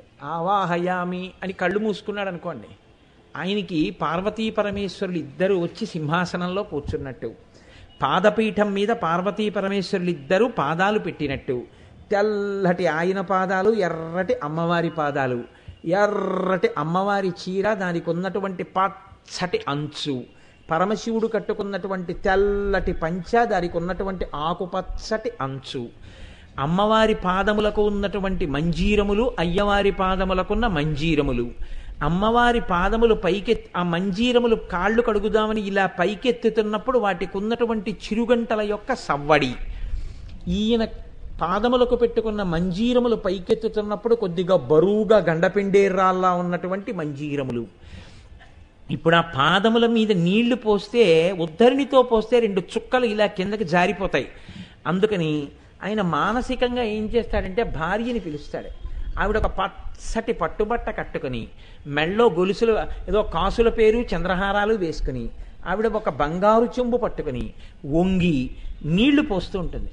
ఆవిడ నీళ్లు పోస్తుంటే తాను తన కుడి చేత్తో పాదములు ఇలా కడుగుతుంటే అయ్యవారి పాదాలు తన చేతికి తగులుతుంటే తన చేతి మించి పడినటువంటి నీళ్లు శివుడి పాదాల మీద పడుతుంటే ఇలా వెనక్కి అది కడుగుతూ ఇలా పాదాల అంచులు కూడా ఎత్తి అడుగున కూడా కడిగేసి ఆ తడి చేతులు ఆనందంతో ఇలా తల మీద పెట్టుకుని ఆయన పాదాలు అమ్మవారి ఎర్రటి పాదాలు కడిగేసేటప్పటికి ఆ నీళ్ళన్నీ ఎర్రగా అయిపోతే ఉత్తరీయంతో తుడుచుకుందామన్న స్పృహ కూడా లేకుండా ఆనందంలో ఉద్ధరిణితో ఆ నీళ్లు తీసి ఇలా చేతిలో వేసుకుంటే మంచి సువాసనలు గుబాళిస్తున్నటువంటి వేదములు మంజీరములైన ఆ పాదములు కడిగినటువంటి నీళ్లు తాను ఇలా లోపలికి పుచ్చుకుంటుంటే గొప్ప ఉపశాంతి పొందితే ఇప్పుడు ఆ పళ్ళెమమ్మ ఒక్కసారి పాదాలు పైకెత్తండి అంతే వాళ్ళిద్దరు ఇలా పాదాలు పైకెత్తితే ఆ బంగారు పళ్ళెం నీళ్లు తొలకకుండా పక్కన పెట్టి మళ్ళీ పాదపీఠం మీద పాదాలు పెట్టుకున్నాక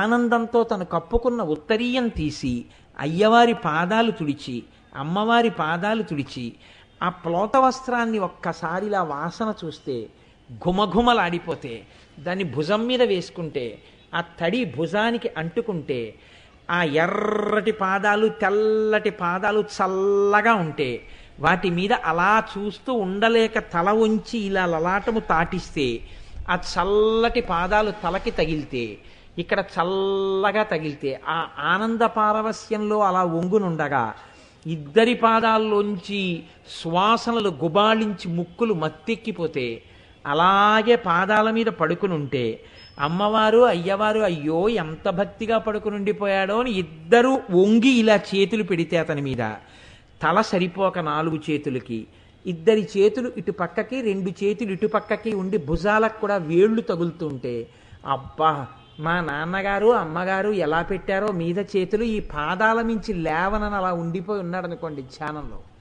అలా అతను ఒక 40 నిమిషాలు ఉండిపోయాడు ఆ ఆనందంలో. ఈలోగా ఎక్కడో గిన్ని చప్పుడైంది, బహిర్ముఖుడయ్యాడు. అది అతని పూజ. తర్వాతి పూజ అయిపోతుంది, వచ్చేస్తాడు. అతను రోజు కూర్చునేది ఇన్ని అక్షతలతో కూర్చుంటాడు పూజకి, కానీ ఇతను చేసిన పూజే వాళ్ళకు అందుతూ ఉంటుంది. ఈ పూజ అందుతోందని గుర్తు, అతను అలా చేస్తాడని గుర్తేమీ ఒక్క చోట తెలుస్తుంది. ఆయన పాదములకు ఉన్నటువంటి పిక్క నల్లబడిపోయి ఉంటుంది, పాదము యొక్క అంచు ఎర్రపడిపోయి ఉంటుంది. అది కాలక్రమంలో నలుపు కూడా ఎక్కిపోయినా ఆశ్చర్యం లేదు. మీ మనసు మగ్నమైతే మధ్యే మధ్యే పానీయం సమర్పయామి తర్వాత మీరు ఆగి కళ్ళు మూసుకోవాలి. కళ్ళు మూసుకున్నప్పుడు మీకేం కనపడాలి?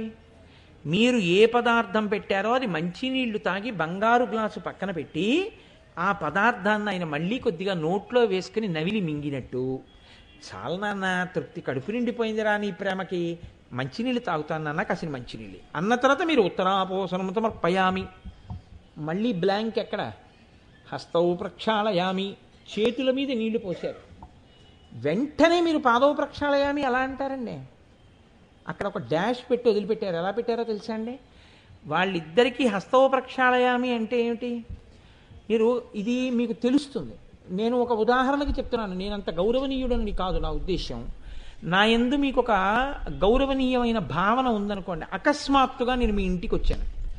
వస్తే మీరు ఏమంటారు? ముందు తడబడిపోయి ఆ కోటేశ్వరరావు వచ్చారని చెప్పి అయ్యా కాసిన పాలు తాగుతారా, లేకపోతే ఏదో కాసిన పళ్ళు తింటారా, పలహారం చేస్తారా అని అడుగుతారు. అడిగితే సరే ఏదో కొంచెం ద్రాక్ష పళ్ళు ఇవ్వండమ్మా, అంతకన్నా వద్దు. కాసిన ద్రాక్ష పళ్ళు పెట్టారు, తిన్నాను. తిన్న తర్వాత ఆ చేతుడికి దాని రసం అంటుకుంది. నేను లేచి వెళ్ళి వాష్ బేసిన్ దగ్గర చేతులు కడుక్కుంటున్నాను. ఆ రెండు ఇలా పంపు తిప్పారు. నాకు రాదేమిటి తిప్పుకోవడం అంటే ప్రీతి. మీరు తిప్పారు, నేను ఇలా చేతులు కడిగేసుకున్నాను. కడిగేసుకుని నేను వచ్చి కూర్చుంటున్నాను. ఏ ఇంట్లోనైనా జరిగే మర్యాద ఏమిటో తెలుసా అండి? అడగకుండానే ఆ ఇంటి వారు ఎంత పెద్దవారు అవనివ్వండి, గబగబా ఓ తువ్వాలో నాప్కిన్నో పట్టుకొస్తారు. పట్టుకొచ్చి తుడుచుకోండి అంటారు.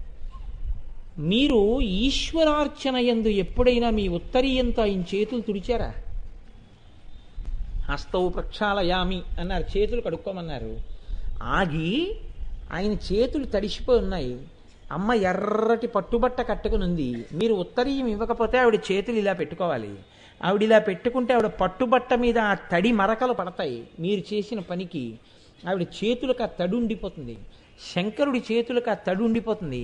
మీరు వెంటనే మీ ఉత్తరీయం తీసి అమ్మ చేతులు తుడుస్తానంటే అమ్మ ఇలా చాపితే ఇలా తుడిచి పైన అమ్మ వెనక్కి కూడా అంటే అమ్మవారి ఇలా అంటే ఆ కదలిన చేతులు కనపడితే ఆ 10 ఉంగరాలతో ఉన్న చేతులు తుడిచి, పొడిగా ఉన్నాయని మధ్యలో కూడా తుడిచి, పరమశివుడి వేళ్ళు కూడా మీరు తుడిచి, ఆయన తుడవడం కోసమని ఆయన చేతులు ఇలా ఎక్కినప్పుడు కదలిన బాహుపద క్రమంబున రవము సూపిడి నూపురములవాణి అంటారు పోతన గారు. ఆయన చేతికి వేసుకున్న కంకణముల యొక్క కనకణ ధ్వని మీరు ఇక్కడ వింటూ ఉంటే, మీరు ఆయన చేతులు తుడిచారనుకోండి, అది ఉపచారంలో లేదు, వాచికంగా. అది మీరు మనసుతో అనుభవించాలి. మీరు అలా అనుభవించి నైవేద్యం పెడితే మీకు నైవేద్యానికి ఎంతసేపు పడుతుంది? మీరు అనుభవించగలిగితే ఎంతసేపు అయినా పట్టచ్చు. ఇంతసేపు పడుతుందని లెక్కేం లేదు, ఎంతసేపు అయినా పట్టచ్చు. మీకు ఒక్కొక్కనాడు ప్రీతితో తల్లి బిడ్డడికి భోజనం వడ్డించినప్పుడు వాడు ఇంకా ఇంకా వేసుకు తింటున్నా ఎవరైనా చూస్తారేమో, దృష్టి కొడుతుంది పిల్లాడికని చెప్పేసి అయిపోతున్న పదార్థాల గిన్నెల మీద మూత పెట్టేసిన అమ్మలా ఆయన తింటూ కనపడుతుంటే మీరు అలాగే ఉండిపోయారనుకోండి సంతోషంతో. అలా ఇంకా ఇంకా ఆయనకి చేతుల్లో పెడుతూ తినిపిస్తున్నారనుకోండి, ఆ సమయమునందు మీ ఉపచారం ఎంతసేపు అయినా పట్టచ్చు. మీరు మనసుతో ఎన్నైనా సృష్టించి ఆయనకి ఇవ్వచ్చు తప్ప, బాహ్య పదార్థాలు ఎన్నో ఉంటేనే నేను అంతసేపు కూర్చుంటానన్న మాట మీరు అన్నప్పుడు మీ చీలమండల పూజకి గుర్తులవుతాయి తప్ప, మీరు పెట్టుకున్న బాహ్య పదార్థాలు మీ మనసు నిలబడిన దానికి ఎప్పుడూ గుర్తులు కావు. మీ చీలమండ గుర్తు మీ ఉపాసనకి. గూఢగుల్ఫ, ఇది రహస్యం. ఎవడు ఉద్ధరింపబడుతున్నాడో, ఎవడు అమ్మవారిని మనస్సుతో పట్టుకునే ప్రయత్నం చేస్తున్నాడో ఆ ఆసన శుద్ధి చేత తెలియచున్నది.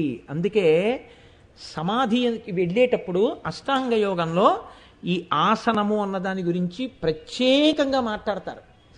కారణం ఇది, దాని రహస్యం. కాబట్టి గూఢగుల్ప అంటే అమ్మవారి యొక్క చీలమండల కనపట్టలేదనో, అమ్మవారి చీలమండల బలంగా ఉన్నాయనో కాదు. అమ్మవారి చీలమండల బలంగా ఉన్నాయని మీరు చెప్పడం ఎందుకండి? అమ్మవారి చీలమండల బలంగా ఉన్నాయని మీరు ఏ కారణం చేత చెప్తారు నాకు చెప్పండి. ఎలా చెప్తారు? మీరు చూసి చెప్తారా బలంగా ఉన్నాయని? అందుక స్తోత్రం అది కాదు. అందుకే పెద్దలు ఏమన్నారంటే, అసలు నిజంగా తెలుసుకోవడం అంటే ఏమిటి అంటే గుల్ఫ గూపు రక్షణి. గుల్భ గుపు రక్షణి అంటే ఎవరు గూఢముగా చీలమండలం అలా అయ్యేటట్టుగా ధ్యానము చేస్తున్నాడో, అలా అమ్మవారిని మనసుతో పట్టుకుని ఉంటున్నాడో వాడికి అమ్మవారి అనుగ్రహము కలుగుచున్నది. వాడు మానసికంగా ధ్యానం చెయ్యగలడని మీరు గుర్తుపట్టడానికి అదొక్కటి తప్ప ఇంకా ఏ హేతువు చేత ఆయన దొరకడు. మీతో మామూలుగా ఉంటాడు, మీరు పట్టుకోవడానికి దొరకడు. ఆయన మీతో మాట్లాడుతున్నట్టు ఉంటాడు, లోపల వేరే పూజ చేసేస్తుంటాడు. మీతో ప్రయాణం చేస్తున్నట్టు ఉంటాడు, ఆయన ఏదో పూజ చేసేస్తుంటాడు. మీతోనే కూర్చుని ఉంటాడు, ఆయనకి విసుగనిపిస్తే ఇక్కడ నవ్వుతూ ఉంటాడు, ఆయన ఇంకోటి ఏదో ఆలోచిస్తూ ఉంటాడు, ఇంకో దాంతో రమిస్తూ ఉంటాడు. ఆయన మెట్లు ఎక్కేస్తూనే ఉంటాడు, మీకు తెలియదు ఎక్కుతున్నాడని కూడా. ఒక్క కారణం చేతే దొరుకుతాడు ఉపాసకుడు. దేని చేత? చీలమండ చేత తెలుస్తాడు. ఈయనకి మానసికమైనటువంటి పూజాదారుఢ్యం ఉన్నది, భగవంతుని యందు కుదురుగా కూర్చునే లక్షణం ఉన్నవాడు. అకస్మాత్తుగా ఇది ఒక గంటలో వచ్చేటటువంటిది కాదు, కొన్ని సంవత్సరముల యొక్క అభ్యాసము చేత అలా జరిగింది అని గుర్తు. కాబట్టి గూఢగుల్ఫ ఆ నామం అంత గొప్ప నామమై మనని అనుగ్రహించగలిగినటువంటి నామమై ఉంటుంది. ఇప్పుడు నాకెప్పుడు శంకర భగవత్పాదులు ఆ నామమే వచ్చేస్తూ ఉంటుంది. ఆఖరికి ఈ దౌర్బల్యం ఎంతవరకు వెళ్ళిపోతుందంటే, నాకు మొన్న ఎవరితోనో మాట్లాడుతూ ఆఫీసులో కూడా ఈ సర్క్యులర్ గురించి శంకర భగవత్పాదులు ఏమంటారంటే అనేపోయాను గబుక్కుని. ఎవరితోనో మాట్లాడుతూ ఏదో మాట వచ్చింది, ఈ సర్క్యులర్ గురించి శంకర భగవత్పాదులు అంటున్నాను. అంటే ఆఫీసు సర్క్యులర్స్ మీద కూడా శంకర భగవత్పాదులే, ఎందుకంటే ఇంకా అస్తమానం అలవాటు అయిపోయింది శంకర భగవత్పాదులు. మనం ఎప్పుడు అక్కడ త్యాగరాజస్వామి వారి గురించి మాట్లాడబోతూ త్యాగరాజస్వామి వారికి బదులు శంకర భగవత్పాదులు, అన్నింటికీ ఆయనే వచ్చేస్తుంటారు. అలా కూర్మ పృష్ఠ జయిష్టు ప్రపదాన్విత, ఇందులో అంటారు ఈ నామంలో చాలా గంభీరమైనటువంటి నామం ఇది. కూర్మపృష్ఠ జయిష్ణు ప్రపదాన్విత. అమ్మ ప్రపదములు అంటే ఈ మీగాళ్ళు అంటారు, ఉపరితలములు, పాదముల యొక్క పైభాగములు. పాదముల యొక్క అడుగు భాగములు ఎవడు దర్శనం చేశాడు వాడు ధన్యుడు. ఒక్క మానసికంగానే అవుతుంది అది. ఎందుకంటే అమ్మవారు ఎప్పుడు ఇలా కాలెత్తి మీకు పాదము యొక్క కింది భాగాన్ని కనపడేటట్టుగా చూపించరు, నిలబడి ఉంటుంది. అయితే పాదపీఠం మీద పెట్టుకుంటుంది, లేకపోతే ధ్యాయీత్ పద్మాసనస్తాం ఇలా కూర్చుంటుంది. కూర్చున్నప్పుడు మీకు కనపడవు అమ్మవారి యొక్క ఆ మీగాళ్ళు కనపడే అవకాశం ఉండదు. అదే అడుగు కాళ్ళు అస్సలు కనపడవు, ఒక్క ధ్యానంలోనే కనపడతాయి. అందుకే ఎవరు అలా ధ్యానంలో దర్శనం చేస్తున్నారో వాళ్ళు మాత్రమే భగవంతుని యొక్క పాదముల ఎందుండేటటువంటి దివ్య చిహ్నముల యొక్క దర్శనములను చేస్తారు తప్ప బాహ్యమునందు అలా చూడడం అనేటటువంటిది సాధ్యమయ్యేటటువంటి విషయం కాదు. ఇదే అన్నమాచార్య స్వామి వారు ఒక కీర్తనలో వెంకటేశ్వర స్వామి వారి గురించి చెప్తూ ఒక అందమైన కీర్తన, ఆ కీర్తనలో అంటారు కూడా. ఏ కీర్తనమూర్తి గారు అది? చాలా గొప్ప కీర్తన. అందులో ఎవరు నిన్ను అలా చూస్తున్నారో వారు మాత్రమే ధన్యులు, వారు తప్ప ఇంకొకరు చూడలేరు అంటారు. భావములోన అని అదేంటి భావగోచరమైన సరిలేని పాదాల జంట కంటి అంటారు. పరమయోగీంద్రులకు భావగోచరమైన సరిలేని పాదాల జంట కంటి. పరమయోగీంద్రులంటే యోగాభ్యాసము చేసి మనసుని నిగ్రహించి నిలబెట్టిన వాడు ఎవడున్నాడో అటువంటి వారిలో శ్రేష్ఠుడైనటువంటి వాడు భగవంతుని యొక్క పాదముల అడుగు భాగాన్ని కూడా వాడు మనసులో చూడగలిగాడు. కాబట్టి ఆయనకొక్కడికే భావంలో గోచరం అవుతుంది తప్ప అది మాంసనేత్రము చేత చూడ్డం అంటే కనపడదు. అందుకని అన్నమయ్య అంటారు, పరమయోగీంద్రులకు భావగోచరమైన సరిలేని పాదాల జంట కంటి. అప్పుడు పోలిక చెప్పడం కుదరదు. కాబట్టి ఇప్పుడు వసిన్యాది దేవతలు దేని గురించి చెప్తున్నారు? మీగాళ్ల గురించి చెప్తున్నారు. మీగాళ్ళు అంటే ఉపరితలములు, పాదముల యొక్క పైభాగములు. ఈ పాదముల యొక్క పైభాగాన్ని చెప్పేటప్పుడు వాళ్ళు వేసినటువంటి ఉపమానము కూర్మపృష్ఠ జయిష్ణు ప్రపదాన్విత. తాబేలు యొక్క పైన ఉండేటటువంటి డిప్ప ఎలా ఉంటుందో, ఆ డిప్ప ఇలా వర్తులాకారంగా ఉపరితలం వటుతలంగా ఎలా ఉంటుందో అలా ఉన్నటువంటి మీగాళ్ళు ఉపరితలములు కలిగినటువంటి తల్లి. కాదు, ఆ డిప్పల యొక్క సౌందర్యమును జయించినటువంటి ఉపరితలములు కలిగిన తల్లి. ఎందుచేత? అమ్మవారి యొక్క పాదముల ఉపరితలములు ఎలా ఉన్నాయి అన్నది ఒక తాబేటి డిప్పతో పోల్చారు. తాబేటి డిప్ప ఇలా ఉంటుంది కాబట్టి అమ్మవారి పాదాలు కూడా ఇలా ఉన్నాయి. అంతవరకు బానే ఉంది. కానీ అమ్మవారి పాదములు ఎంతో లావణ్యంతో ఎర్రగా మెరిసిపోతూ ఎంతో నాజుగ్గా ఎంతో అందంగా ఉండేటటువంటి పాదములు. ఆ పాదములు వాటికి గరుగ్గా ఉండేటటువంటి ఎర్ర తాబేటి ఆడతాబేటి డిప్పకిని ఎక్కడ పోలికుంటుంది. కాబట్టి అమ్మ వాటితో పోల్చడం కుదరదులే అమ్మా అన్నట్టుగా చెప్పారు. శంకర భగవత్పాదులు వెంటనే ఈ నామాన్ని దృష్టిలో పెట్టుకుని సౌందర్యలహరిలో శ్లోకం చేశారు. ఎంత గొప్ప శ్లోకం చేశారంటే ఆయన అన్నారు, పదంతే కీర్తీనాం ప్రపదమపదం దేవి విపదాం కథం నీతం సత్పిః కఠిన కమఠీ కర్పరతులాం కథం వా ఉపయమన కాలే పురభిదా యదాదాయన్యస్తం దృషది దయమానేన మనసా అన్నారు. అమ్మా నాకు లోకంలో ఒక విషయం అర్థం కావట్లేదమ్మా, ఈ కవీశ్వరులైనటువంటి వారికి చాలా గొప్పగా మేం చెప్తున్నామన్న వాళ్ళకి లోకంలో నీ పాదములను పోల్చవలసి వచ్చినప్పుడు ఆడతాబేటి డిప్పలే కనబడ్డాయా అని అడిగారు ఆయన. ఎలా కనపడతాయమ్మా? ఏమి శంకర, ఏమిటి నీకు అభ్యంతరం ఏమిటి? మళ్ళీ ఇలా ఎందుకు వచ్చావు? మళ్ళీ వచ్చే అమ్మ అలా ఎందుకన్నారమ్మా అని వాదిస్తున్నావు కదా, ఏమి నీకేమిటి అభ్యంతరం? వసిన్యాది దేవతలకి నేనే ఇచ్చే శక్తి ఇచ్చి చెప్పమన్నాను. చెప్పమంటే చెప్పారు వాళ్ళు. కూర్మపుష్ట జ్యేష్ఠు ప్రపదాన్విత అన్నారు. నువ్వు ఇప్పుడు వచ్చి కాదంటున్నావే, ఆ నామానికి ఏమిటింది ఇబ్బంది? కూర్మపృష్ఠ జయిష్ణు ప్రపదాన్విత. వాళ్ళేం పాపం అలా ఉన్నాయని లేదు. ఆ ఆడ తాబేటి డిప్పలు సరిపోవమ్మా నీ పాదములతో పోల్చడానికి అన్నారు. నువ్వెందుకు కోపడుతున్నావు శంకర అంటే, చెప్తానమ్మా కంగారు పడకు అమ్మా. అసలు ఆ మాటకొస్తే అమ్మా ఆడతాబేటి డిప్పలే కాదు, పరమశివుడు కూడా తప్పే చేశాడు, కవీశ్వరులే కాదు. అయ్యి బాబోయ్ మాట్లాడితే శివుడు అంటావు, ఇది ఎక్కడ కూడా మళ్ళీ శివుడు కూడా తప్పు చేశాడా? ఎక్కడ చేశాడు చెప్తానమ్మా, కంగారు పడకంటున్నారు శంకరాచార్యులు వారు. ఎంత ప్రౌఢిమతో చెప్తారో చూడండి. పదంతే కీర్తీనాం ప్రపదమపదం దేవి విపదాం. అమ్మ నీ పాదములు దేనికి స్థానములు లోకంలో? ఆపదలు తొలగించగలిగినటువంటి స్థానములంటూ ఉంటే నీ పాదములొక్కటే. ఎందుకంటున్నారు శంకరాచార్యులు వారు ఈ మాట అంటే, లోకంలో ఏ ఇంట ఏడుపు వినపడకుండా, ఏ ఇంట అమంగళము రాకుండా, ఏ ఇంట ఇబ్బందులు రాకుండా సంతోషంగా ఉండాలని కోరుకోవడానికి మొట్టమొదట రోజు ప్రారంభం ఎలా జరుగుతుంది? ఆడది నిద్ర లేవగానే మంగళసూత్రాలు కళ్ళకద్దుకుంటుంది. సర్వమంగళాదేవతను అడుగుతుంది, అమ్మా నా భర్త ఏ ఆపద రాకుండా రక్షింపబడుగాక. ఇప్పుడు ఈయన లేచి పూజ చేస్తూ ఏమడుగుతాడు? అమ్మా ధర్మపత్ని సమేతస్య సకుటుంబస్య క్షేమస్థైర్య విజయ అభయ ఆయురారోగ్య ఐశ్వర్యాభివృద్ధ్యర్థం ధర్మార్థ కామమోక్ష చతుర్విధ పురుషార్థ ఫల సిద్ధ్యర్థం.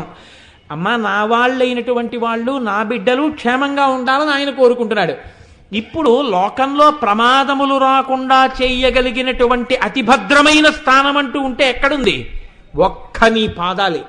నీ పాదాలని నమ్మిన వాడికి ఆపదలు రావు. ఎంత ఆపదలు కూడా నీ పాదములు నమ్మిన వాడికి గట్టెక్కిపోవలసిందే. ఎందుకు గట్టెక్కిపోతాయి? ఒక్కటే కారణం, ఆవిడ సమస్త చరాచర జగత్తుకు చక్రవర్తిని, ఆవిడ సామ్రాజ్ఞి, పరిపాలకురాలు. నన్ను నమ్మి ఉండగా వాడికి ఆపద వచ్చేస్తే ఇంక నేనున్నానని గుర్తేమి? వాడు నా కొరకు రక్షింపవలయువాడు విత్త వయోరూప విద్యా బలైశ్వర్య కర్మ జన్మ గర్వ ముడిగి ఏకవిధమున విమలుడయ్యవడుండు. వాడు నా కొరకు రక్షింపవలయువాడు అంటారు పోతన గారు భాగవతంలో శ్రీ మహావిష్ణువు. వాడు అన్నీ వదిలిపెట్టేసేసి నా గొప్పతనమే ఉందమ్మా, నేనా రక్షించుకోగలిగిన వాడిని, నువ్వు రక్షించాలమ్మా అని నమ్మి నా పాదాలు పట్టుకున్నాడు. నమ్మి పట్టుకుని ఉండగా వాడు ఏదో పాపం చేశాడు, ఆ పాపానికి ఫలితంగా ఇవాళ వాడు ఏడవాలి, అందుకని వాడి ఇంట్లో ఒకళ్ళని తీసేస్తానంటే ఎలా కుదురుతుంది? ఒప్పుకోదు అమ్మవారు, ఆప్ చేసేస్తుంది అంతే. కాబట్టి ఇప్పుడు ఆవిడ ఏం చేస్తుంది? మృత్యువుతో సమానమైనటువంటి దాన్ని ఒక దాన్ని ఇస్తుంది. ఒక ఉదాహరణ మీకు చెప్పాలనుకోండి, అవ్వాల్టి రోజున ఆయన్ని ఒక పాము కరవాలి, అమ్మవారు అనుగ్రహం కలిగింది. అమ్మవారు ఏం చేస్తుంది? ఒక తేలు కరిచేట్టు చేసి వదిలిపెట్టేస్తుంది. ఇప్పుడు విషం ఎక్కలేదా? ఎక్కింది. విషపు జంతువు కరవలేదా? కరిచింది. విలవెలలు ఆడిపోలేదా? ఆడిపోయాడు.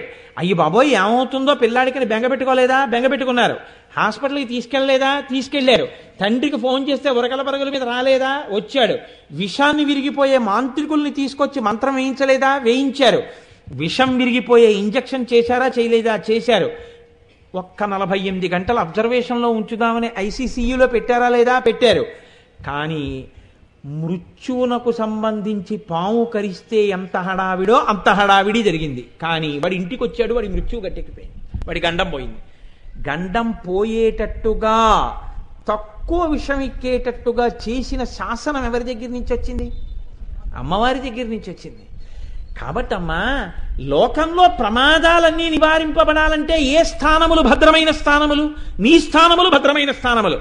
అందుకే మీరు చూడండి, సాధారణంగా ఏదైనా ఒక కొత్త వాహనం కొన్నా, ఒక కొత్త పెద్ద పరికరాన్ని పట్టుకుని పని చేయడం మొదలుపెట్టినా, ఎక్కువ వోల్టేజ్తో ఉన్నటువంటి పవర్ స్టేషన్ వర్క్ స్టార్ట్ చేసిన, పెద్ద ప్రవాహంతో నీటిని వదిలిపెట్టే ముందైనా దీనికి 2 వైపులా అంచుంది, ఇది పనికొచ్చేట్టు ఎలా చేయగలదో ప్రమాదం కూడా అలా తేగలదు. ఇది ప్రమాదం వైపు కానీ వెళ్ళిందా మామూలుగా ఉండదు దీని ప్రభావం అనుకున్నప్పుడు ఏం చేస్తారంటే దానికి ముందు శక్తి పూజ చేస్తారు.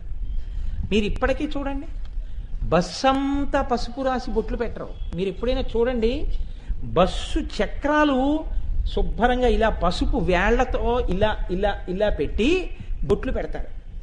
ప్రమాదమునకు గుర్తు ఆ చక్రాలే. అందుకని దానికి పూజ చేస్తారు. కొత్త వెహికల్ తీసే ముందు నిమ్మకాయ పెడతారు, దాని కింద పెట్టి ముందు నిమ్మకాయని తొక్కిస్తారు. తొక్కించి ఈ చక్రములు ప్రమాదము లేకుండా నన్ను సురక్షితంగా నేను వెళ్ళవలసిన చోటికి చేర్చాలి తప్ప ఈ చక్రముల కింద పడకూడని రీతిలో ఎవరో పడి నేను భయపడవలసిన రోజు రాకూడదు. కాబట్టి దేవాలయానికి తీసుకెళ్ళి ఈ శక్తి పూజ చేయిస్తూ ఉంటారు. సాధారణంగా అమ్మవారిని శక్తి పూజ అని ఓ చదువు శరన్నవరాత్రుల్లో పుస్తకాలు పెట్టి శక్తి పూజ చేస్తారు. వసంత పంచమి సరస్వతీదేవిగా అమ్మవారిని అలంకారం చేసి సరస్వతీ దర్శనం చేస్తారు. మీకు అమ్మవారి అనుగ్రహాన్ని అపేక్షించి నడుస్తూనే ఉంటారు. ఆ అనుగ్రహం ఉందనుకోండి, ప్రమాదం రాదు. కాబట్టి ఇప్పుడు ప్రమాదములన్నీ పోవడానికి ఏది స్థానం? అమ్మవారి పాదములు స్థానం. అమ్మ, నేను తాబేటి డిప్పతో పోల్చారని బాధపట్టలేదమ్మా. దిక్కుమాలిన తాబేటి డిప్ప దేనికి గుర్తో తెలుసా? ఎప్పుడూ ప్రమాదాన్ని శంకించడానికే గుర్తు. ఎందుకో తెలుసా? తాబేలు అలా వెడుతుండగా మీరు ఇలా అన్నారనుకోండి, అది వెంటనే దాని 4 కాళ్ళు తలకాయ డిప్పలో పెట్టేసుకుంటుంది. దాని డిప్ప ఎందుకు పనికి వస్తుందంటే ఎప్పుడు ఏమైనా అయిపోతుందేమో అని దాని కింద దాక్కుంటూ ఉంటుంది. తాబేటి డిప్ప భయమును పొంది అది లోపలికి దాక్కోవడానికి స్థానం. అసలు భయం కలగకుండా భయం తీసేసే స్థానం అమ్మవారి పాదాలు. ఈ దిక్కుమాల తాబేటి డిప్పకి నీ పాదాలకి అసలు పోలికేమిటమ్మా? ఎలా వేశారమ్మా వాళ్ళు పోలిక? నేను గరుకు గురించి మాట్లాడటం లేదమ్మా. పిరికితనానికి గుర్తు తాబేలు. ఎందుకని? నీళ్లల్లో బతకగలదు, భూమి మీద బతకగలదు. 2 చోట్ల బతకగలిగినటువంటి ప్రాణులు లోకంలో చాలా తక్కువ ఉన్నాయి. భూమి మీద బలంగా బతికే ప్రాణి నీళ్లలో పడితే చచ్చిపోతుంది. నీళ్లలో ఉండే ప్రాణి భూమి మీదకి వస్తే చచ్చిపోతుంది. అలా 2 చోట్ల బ్రతకగలిగినటువంటి ప్రాణులు చాలా తక్కువగా ఉన్నాయి లోకంలో. ఓ చేప, ఓ కప్ప, ఆ తర్వాత ఒక మొసలి, ఇటువంటివి. ఇందులో మళ్ళీ నీటిలో బ్రతకగలిగి కూడా ప్రమాదమునకు లోనై కూడా ప్రమాదము నుంచి గట్టెక్కిపోగలిగిన ప్రాణులు కొన్ని ఉన్నాయి. ఒక మత్స్యకారుడు వచ్చి వల వేశాడు అనుకోండి, 10 చేపలు 2 కప్పలు పడ్డాయి అనుకోండి. 10 చేపల్ని బుట్టలో పడేస్తాడు, 2 చేపల్ని గట్టు మీద పారేస్తాడు. దిక్కుమాల కప్పలు కూడా పడ్డాయి. ఈ కప్పలు ఏం చేస్తాయంటే మళ్ళీ బెకబెకలాడుతూ గెంతుతూ మళ్ళీ నీళ్ళలో పడతాయి. మళ్ళీ వలేస్తాడు, మళ్ళీ పడతాయి. మళ్ళీ పడితే మళ్ళీ పడ్డాయి కప్పలని ఇటు పారేస్తాడు, మళ్ళీ గెంతి మళ్ళీ పడతాయి. ఆయన మధ్యాహ్నం వరకు చేపలు పడితే వలలో 50 మాటలు పడ్డా ఆ కప్పలకేం అవదు. ఒక్కసారి పడితే చేప పని అయిపోయింది. అదే నీళ్లలో ఉంది. అలాంటిది తాబేలు నీటిలోనూ ఉండగలదు, నేల మీద ఉండగలదు. ఇలా ఉండగలిగి కూడా దానికి బెంగే ఎప్పుడూ భయమే. ఎక్కడైనా ఇలా చప్పుడయిందో అసలు అమ్మ తాబేలు నడక అందుకేనమ్మా భయం కాబట్టి అంత మెల్లగా నడుస్తుంటుంది. ఈ తాబేలు చిటిక్కు మందో లోపలికి వెళ్ళిపోయి డెప్ప ఒక్కటే బయట వచ్చుతుంది. ఇంత పిరికిదనానికి గుర్తయింది తాబేలా. ప్రమాదములను పోగొట్టి రక్షించగలిగినటువంటి శక్తికి నీ పాదములు స్థానములా. నిర్భయత్వంగా ఉండడానికి స్థానము నీ పాదం, పిరికితనంతో దాక్కోవడానికి స్థానం తాబేటి డిప్ప. దీన్ని పోలికేశారా? ఎలాగమ్మా నన్ను ఓర్చమంటావు? కాబట్టి కవీశ్వరులది తప్పు, నేను ఒప్పుకోనమ్మా. తాబేటి డిప్పతో పోలికేమిటమ్మా? ఇంకా 2వ కారణం, ఆ తాబేటి డిప్పలు ఎంత గరుకమ్మా. ఇలా వట్రుతలంగా ఉన్నాయని, కొంచెం ఉబ్బెత్తుగా ఉన్నాయని వేసేయడమే పోలికలు. ఇంకా తీసుకొచ్చి ఏమైనా అంటే జయిష్ణు ప్రపదాన్విత గెలిచేసావమ్మా అంటుండడమా? ఆ పోలిక ఏమని ఎవడు చెప్పాడు? గెలిచారని ఎవడు చెప్పాడు? అంత గరుకు డిప్పలు, ఆ డిప్పలు తీసుకొచ్చి నీ పాదాలతో పోలికేశారా? అమ్మ నీకు నచ్చిందేమో, నేను ఓర్చలేకపోతున్నాను శంకరాచార్యులు. నేను ఒప్పుకోనమ్మా. ఎందుకో తెలుసా? ప్రపదం అపదం, అసలు ప్రమాదములు లేని స్థానం నీ పాదాలు అయితే వాడికి తాబేటి డిప్పలతో పోలికడం ఏంటమ్మా? అబ్బో ఇంత దూరం వచ్చావా శంకర, పోన్లేవయ్యా నిజమే, అలా అనకుండా ఉండవలసిందేమో, సరే ఒప్పుకున్నానులే. అది సరే, కానీ శివుడి మీద కూడా ఒళ్ళు మండిపోతుంది అన్నావు. శివుడి మీద ఎందుకు మధ్యలో? ఆయన ఏం చెప్పలేదు కదా ఈ నామాలు. వశిన్యాది దేవతలు చెప్పారు, వ్యాసుడు రాశాడు. నువ్వు వచ్చిన తర్వాత కోపం వచ్చిందని నువ్వు వచ్చావు. సరేలే శంకర, అయితే వాళ్ళదే తప్పు, నువ్వు అన్నదే కరెక్ట్, కవీశ్వరులు ఇలా అనకుండా ఉండవలసింది అని నేను అంటాను. పోనీ అక్కడ వరకు బాగుంది. శివుణ్ణి ఎందుకు తెచ్చావు రంగంలోకి అని అడిగింది అమ్మవారు. అడిగితే శంకర ప్రజ్ఞ అంటే చూడండి, ఆయన అన్నారు, అదేనమ్మా చెప్తాను, నేనేం అనవసరంగా అనలేదమ్మా, నాకు తెలియదా అమ్మా ఆయనంటే నువ్వు బాధపడతావని. కానీ నువ్వు బాధపడతావని తెలిసి కూడా నేను అనకుండా ఉండలేకపోతున్నానంటే శివుడు ఎంత మర్యాదగా ప్రవర్తించాడమ్మా, అందుకే అంటున్నానమ్మా అన్నారు. ఏం చేశాడయ్యా శివుడు నా పాదాల పట్ల చెప్పు అంటే ఆయన అంటారు, కథం వా పాణిభ్యాముపయమన కాలే పురభిదా యదా దాయన్యస్తం దృషది దయమానేన మనసా. అంత పురారి అయినటువంటి పరమేశ్వరుడు నువ్వు అంత కోరి అంత కష్టపడి అపర్ణవై తపస్సు చేసి ఆయన యొక్క అనుగ్రహాన్ని సంపాదించి ఆయన్ని కళ్యాణం చేసుకున్నావు. వివాహం అంతా అయిపోయింది, 7 మంత్రాలు అయిపోయాయి, హోమం చుట్టూ ప్రదక్షిణం చేశారు. ప్రదక్షిణం చేసిన తర్వాత పరమేశ్వరుడు ఏం చేశాడో గుర్తు తెచ్చుకోమ్మా. నీ పాదాల పట్ల ఎంత అపచారం చేశాడో గుర్తు తెచ్చుకో. ఏం చేశాడయ్యా? సన్నికళ్ళు తొక్కించాడు. అది వివాహ ప్రకరణంలో అంతర్భాగం కదా సన్నికళ్ళు తొక్కించడం. అక్కడే నా గుండెలు మండిపోతున్నాయమ్మా. ఏ సన్నికళ్ళు తప్ప ఇంకేం దొరకలేదేమిటి నీ పాదం తొక్కించడానికి? ఎందుకని అంటే వివాహం అయిపోయిన తర్వాత సప్తపది మంత్రాలు అయిపోయిన తర్వాత హోమం చేయిస్తారు ఆడపిల్లని మగపిల్లాన్ని కూర్చోబెట్టి. హోమం అంతా అయిపోయిన తర్వాత ప్రదక్షిణం చేస్తూ కొన్ని మంత్రాలు చెప్తారు. ఆ మంత్రాలు అయిపోయిన తర్వాత పురుషుడు కూర్చుని ఆడపిల్ల యొక్క పాదాన్ని పట్టుకుని పైకెత్తి సన్నికల్లు మీద పెడతాడు. పెట్టి మట్టెలు తొడగాలప్పుడు ఆ మట్టెలు తొడుగుతూ ఒక మంత్రం చెప్తాడు. అందులో అతిష్టేమశ్మానమశ్మేవ త్వగ్గు స్థిరాభవ అభితిష్టప్యుతన్యత సహస్వ పుతనాయత అని చెప్పి మట్టెలు పెడతాడు ఆ మంత్రం చెప్పి. ఎందుకు ఈ మంత్రం చెప్పడం అంటే ఆయన ఓ మాట చెప్తాడు. శిలాశాసనము అని లోకంలో ఓ మాట ఉంది. శిలాశాసనం అంటే ఇంక అది పోదు. ఏమంటే ఆయన మాట అంటే శిలాశాసనం అని అంటారంటే రాతి మీద చెక్కించారు.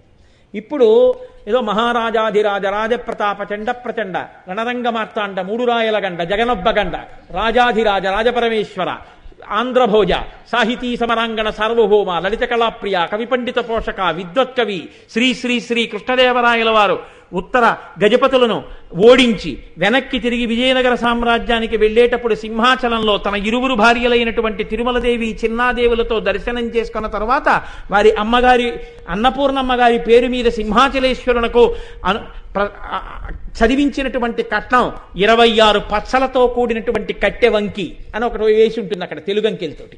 ఇవి శిలాశాసనాలు. మీకు ఎప్పటికీ కృష్ణదేవరాయలు వారు ఇచ్చారని గుర్తుండిపోతాయి ఆ శాసనం చదువుతుంటే. అది శిలాశాసనం. చెరిగిపోవడం తరిగిపోవడం ఇలాంటివి ఏమి ఉండవు. అలా ఒక మంత్రం చెప్తాడు. ఆఖరణ పెళ్ళైపోయిన తర్వాత ఇంకా దీని తర్వాత ఏం చేస్తారంటే లాజహోమం చేస్తారు. అది ఇప్పుడు పేరు మారిపోయి రాజుల హోమం అంటున్నారు. రాజుల హోమం కాదు దాని కర్మ, దాని పేరు లాజహోమం. లాజహోమం అంటే బావమరిది చేస్తాడు ఆఖరణ వచ్చి. వాళ్ళకి ఇద్దరు వృద్ధిలోకి రావాలని పేలాలు పోసేటప్పుడు చేతిని చాలా జాగ్రత్తగా తిప్పి పొయ్యాలి. బావమరిది ముందే నేర్పుకోవాలి తండ్రి కొడుక్కి. ఉరే నువ్వు అక్కడికి వెళ్ళి నీ ఇష్టం వచ్చినట్టు పొయ్యికు చేత్తో ఇలా పోయి పేలాలని చెప్పాలి. కాబట్టి ఆ లాజహోమంతో పూర్తి చేస్తారు. ఆ తర్వాత స్థాళీపాకం చేస్తారు. స్థాళీపాకం రాత్రి ముహూర్తం అయితే ఓలా ఉంటుంది, పొద్దున్న ముహూర్తం అయితే ఓలా ఉంటుంది. స్థాళీపాకం ఎప్పుడు పడితే అప్పుడు చేసేయకూడదు స్థాళీపాకం చేస్తే. సరే ఇప్పుడు మళ్ళీ ఆ వివాహ ప్రకరణం అంతా మనకి ఎందుకు కానండి, దానికి ఇంకా కొంత సమయం ఉంది. బాగా అధ్యయనం చేసి అవన్నీ మనం అమలు చేయవలసిన సమయం నాకైతే కొంత ఉంది కాబట్టి పెద్ద బెంగేం లేదు నాకు. కాబట్టి ఇప్పుడు ఈ సన్నికల్లు తొక్కించినప్పుడు ఉండేటటువంటి మంత్రం మనకు అర్థమేమి అంటే, మీకు ఇంకా కొంత సమయం ఉందంటే ఏమిటి మళ్ళీ ఏమైనా పెళ్లి ముహూర్తం మీ ఆవిడని మళ్ళీ చేసుకుందాం అనుకుంటున్నారా, షష్ఠి పూర్తి వయస్సా అనుకోకండి. అది కాదు నా ఉద్దేశ్యం. నా పెళ్లి ఎప్పుడో అయిపోయింది, నా బిడ్డ పెళ్లి గురించి నేను మాట్లాడుతున్నాను. ఈ మగపిల్లవాడి పెళ్లి చేసేటప్పుడు చేసేదేమి ఉండదండి. నా బుర్ర ఏముంటుంది, స్నాతకం ఒకటే చేస్తాడంతే, ఇంకా ఆయన చేయడానికి ఏమి ఉండదు అక్కడ. అసలు నిజంగా జీవితంలో ఆనందపడిపోయి పెళ్ళి అని పొంగిపోయి అన్నీ చేసి తరించిపోవడానికి అవకాశం ఎప్పుడు ఉంటుందంటే ఆడపిల్ల తండ్రిగా ఉంటేనే ఉంటుంది. ఆడపిల్ల తండ్రిగా ఉన్నవాడు వైదిక ప్రకరణాన్ని పాటించి చేస్తుంటే ఆ పెళ్లి కూతుర్ని చేసినప్పటి నుంచి పెళ్లి కూతురిని అత్తవారింటికి పంపే వరకు తండ్రి అనుభవించే ఆనందం, ఆడపిల్ల అత్తవారింటికి వెళ్ళిపోయిన తర్వాత ఒక్కసారి వెళ్ళి ఆ బీరువా ఇలా తీస్తే అప్పటి వరకు ఈ పుస్తకాలు సరిగ్గా పెట్టుకో అని తండ్రి పిల్లని దెబ్బలాడినటువంటి ఆ బీరువాలో నాన్నగారండి మీ పుస్తకాలు పెట్టేసుకోండి, నా పుస్తకాలు ముఖ్యమైనవి పట్టుకెళ్ళిపోతున్నానని సూట్ కేసులో పట్టుకెళ్ళిపోయినటువంటి పిల్ల ఆ ఖాళీ బీరువా వంక చూడగానే అరే రే ఆ రోజుల్లో అలా అనేవాడిరా, నన్ను పెట్టుకోమని చెప్పి వెళ్ళిపోయింది పుస్తకాలు నా తల్లిని ఆ చెక్కల మీద చేతులు వేసి కళ్ళ నీరు నింపుకుంటాడు తండ్రి. ఒక కూతురు తండ్రిగా అంత ఆనందాన్ని అనుభవిస్తాడు. ఒక కూతురు తండ్రిగా వైదిక ప్రకరణంలో వివాహం చేయడంలో తండ్రికి ఉండేటటువంటి భాగ్యమే వేరు. కాబట్టి సన్నికల్లు తొక్కించినప్పుడు వరుడంటాడు, నేను నీకు స్థిరత్వమును ఇస్తున్నాను అంటాడు. అంటే నువ్వు ఎక్కడో పుట్టి ఇక్కడికొచ్చావని ఎవరైనా అంటే అంతకన్నా తప్పు ఇంకొకటి లేదు. ఇక నుంచి నీవు నా చిటికెన వేలు పట్టుకొని నా ఇంటికి వచ్చిన తరువాత నేను ఎన్నిటికి యజమానినో నువ్వు అన్నిటికీ యజమానురాలివి. నీవు నాతో కలిసి ఈ ఇంటిలో పెరిగి ఉండకపోవచ్చు, ఈ ఇంటికి నువ్వు రావడం ఇదే మొదటిసారి కావచ్చు, కానీ ఈ ఇంటికి నువ్వు వస్తున్నది ఎక్కడ నుంచో ఇక్కడికి వస్తున్నదానవు కావు, పరిపూర్ణముగా యజమానిగా ఈ ఇంటికి వస్తున్నావు. ఎప్పుడూ ఈ ఇంట నువ్వు లేవు కదా, ఇప్పుడు ఎలా యజమానురాలను అనుకుంటున్నావేమో. ఈ సన్నికల్లు ఎంత స్థిరత్వమైందో దీన్ని తొక్కిన నీ పాదం నా ఇంట నిలబడినప్పుడు అంత స్థిరత్వముతో నిలబడుగాక. ఈ ఇల్లు నాది, ఈ ఇంటి నుంచి నేను వెళ్ళడం ఏమిటి? నేను వెళ్ళడం అన్నది ఉండదు. ఈ ఇల్లు నాది. నాదైన ఇంట్లో మిగిలిన వాళ్ళందరూ నా వాళ్ళుగా ఉంటున్నారు. కాబట్టి నన్ను వెళ్ళిపోమ్మండం, నేను ఎక్కడికో వెళ్ళడం అన్నది ఉండనే ఉండదు.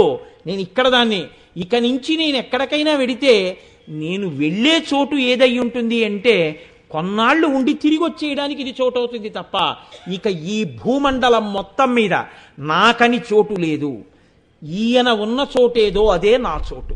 అటువంటి స్థితి నీకు నేను ఇస్తున్నాను. కాబట్టి ఈ క్షణం నుంచి నువ్వు ఎక్కడి నుంచో ఇక్కడికి వచ్చావని, నిన్ను ఇక్కడి నుంచి వెళ్ళిపోమ్మని అధికారము ఎవ్వరికీ లేదని ఇంతమంది దేవతల సాక్షిగా నీ పాదములకు మట్టెలు పెడుతున్నాను. ఇది నీవు ఈ ఇంట స్థిరత్వమునకు నీకు గుర్తుగా నేను కృప చేస్తున్నానని పాదం పట్టుకుని వేళ్లకి మట్టెలు తొడుగుతాడు వరుడు. అంత పవిత్ర కర్మ సన్నికల్లు తొక్కడం అంటే. అందుకని తన చేత్తో పట్టుకుని పాదం సన్నికల్లు మీద పెట్టి తొక్కిస్తాడు. తొక్కించి మట్టెలు తొడుగుతాడు. అమ్మా, ఆనాడు పరమశివుడు కూడా కళ్యాణం అయిపోయిన తర్వాత నీ కాలు ఎత్తి సన్నికల్లు మీద పెట్టి మట్టెలు తొడిగాడమ్మా. మంత్రం సంగతి అలా ఉండని, వివాహ ప్రకరణం అలా ఉండని, కానీ ఇంత కోమలమైన పాదాన్ని పట్టుకెళ్ళి సన్నికల్లు మీద పెట్టి పైగా తొక్కమని నువ్వు నొక్కితే ఎంత కందిపోయి ఉంటాయమ్మా నీ పాదాలు. అసలు ఎర్రని తల్లివి, ఎంత సొక్కిపోయి ఉంటాయమ్మా. తన ఇంటికి వచ్చి స్థిరంగా ఉండమని చెప్పడానికి రాయి తొక్కించాలమ్మా శివుడు. రమ్మని మర్యాదగా పిలవలేడమ్మా, రాయి తొక్కిస్తాడా? మండిపోయిందమ్మా నా గుండె. అలా మట్టెలు తొడిగాడా? నీ పాదములకు తాబేటి డిప్పలు పోలికలు వేసినటువంటి ఆ కవీశ్వరులు ఎంత తుంటరి పని చేశారో నీ పాదములను సన్నికల్లు మీద పెట్టి పరమశివుడు కూడా అంతే అపచారం చేశాడమ్మా. నా బాధ ఎవరితో చెప్పుకోనమ్మా, నీతోనే చెప్పుకున్నానన్నాడు. అనేటప్పటికీ శంకరాచార్యులు వారి ప్రేమకి అమ్మవారు పకపకా నవ్వేసి ఆయన తల ఇలా పట్టుకుని, ఓరి పిచ్చి శంకరా, అందులో నాకెంత తృప్తి ఉందో నీకేం తెలిసి ఇక మనసులో పెట్టుకోకు అంది. అలా సంతోషపడిపోయిన అమ్మ ఇంత ఆర్ద్రతతో మీ అందరూ నవ్వుతున్నప్పుడు మీ పట్ల కూడా అంతే ఆర్ద్రతని అనుగ్రహిస్తుంది. దాని చేత మనందరం భద్రమైనటువంటి స్థానాన్ని పొందుతాం. కాబట్టి కూర్మ పృష్ఠ జయిష్ణు ప్రపదాన్విత. అయితే ఈ శ్లోకం చెప్పేస్తే నా తనివి తీరింది అనుకుంటున్నారేమో, ఒక్క నాటికి తీరదు ఈ నామం దగ్గర. కాబట్టి ఈ నామాన్ని నా తనివి తీర 2 రోజులో 3 రోజులో నా ఇష్టం వచ్చినట్లు నేను అనుభవిస్తాను. కాబట్టి రేపటి రోజున ఈ నామాన్నే నేను ఇంకా చెప్పి సంతోషాన్ని నేను పొందుతాను, మీరు పొందరు కానీ. కాబట్టి ఇవాల్టి రోజుకి ఇంకా ఇక్కడతో ఆప్ చేసి రేపు మళ్ళీ పునః ప్రారంభం చేద్దాం.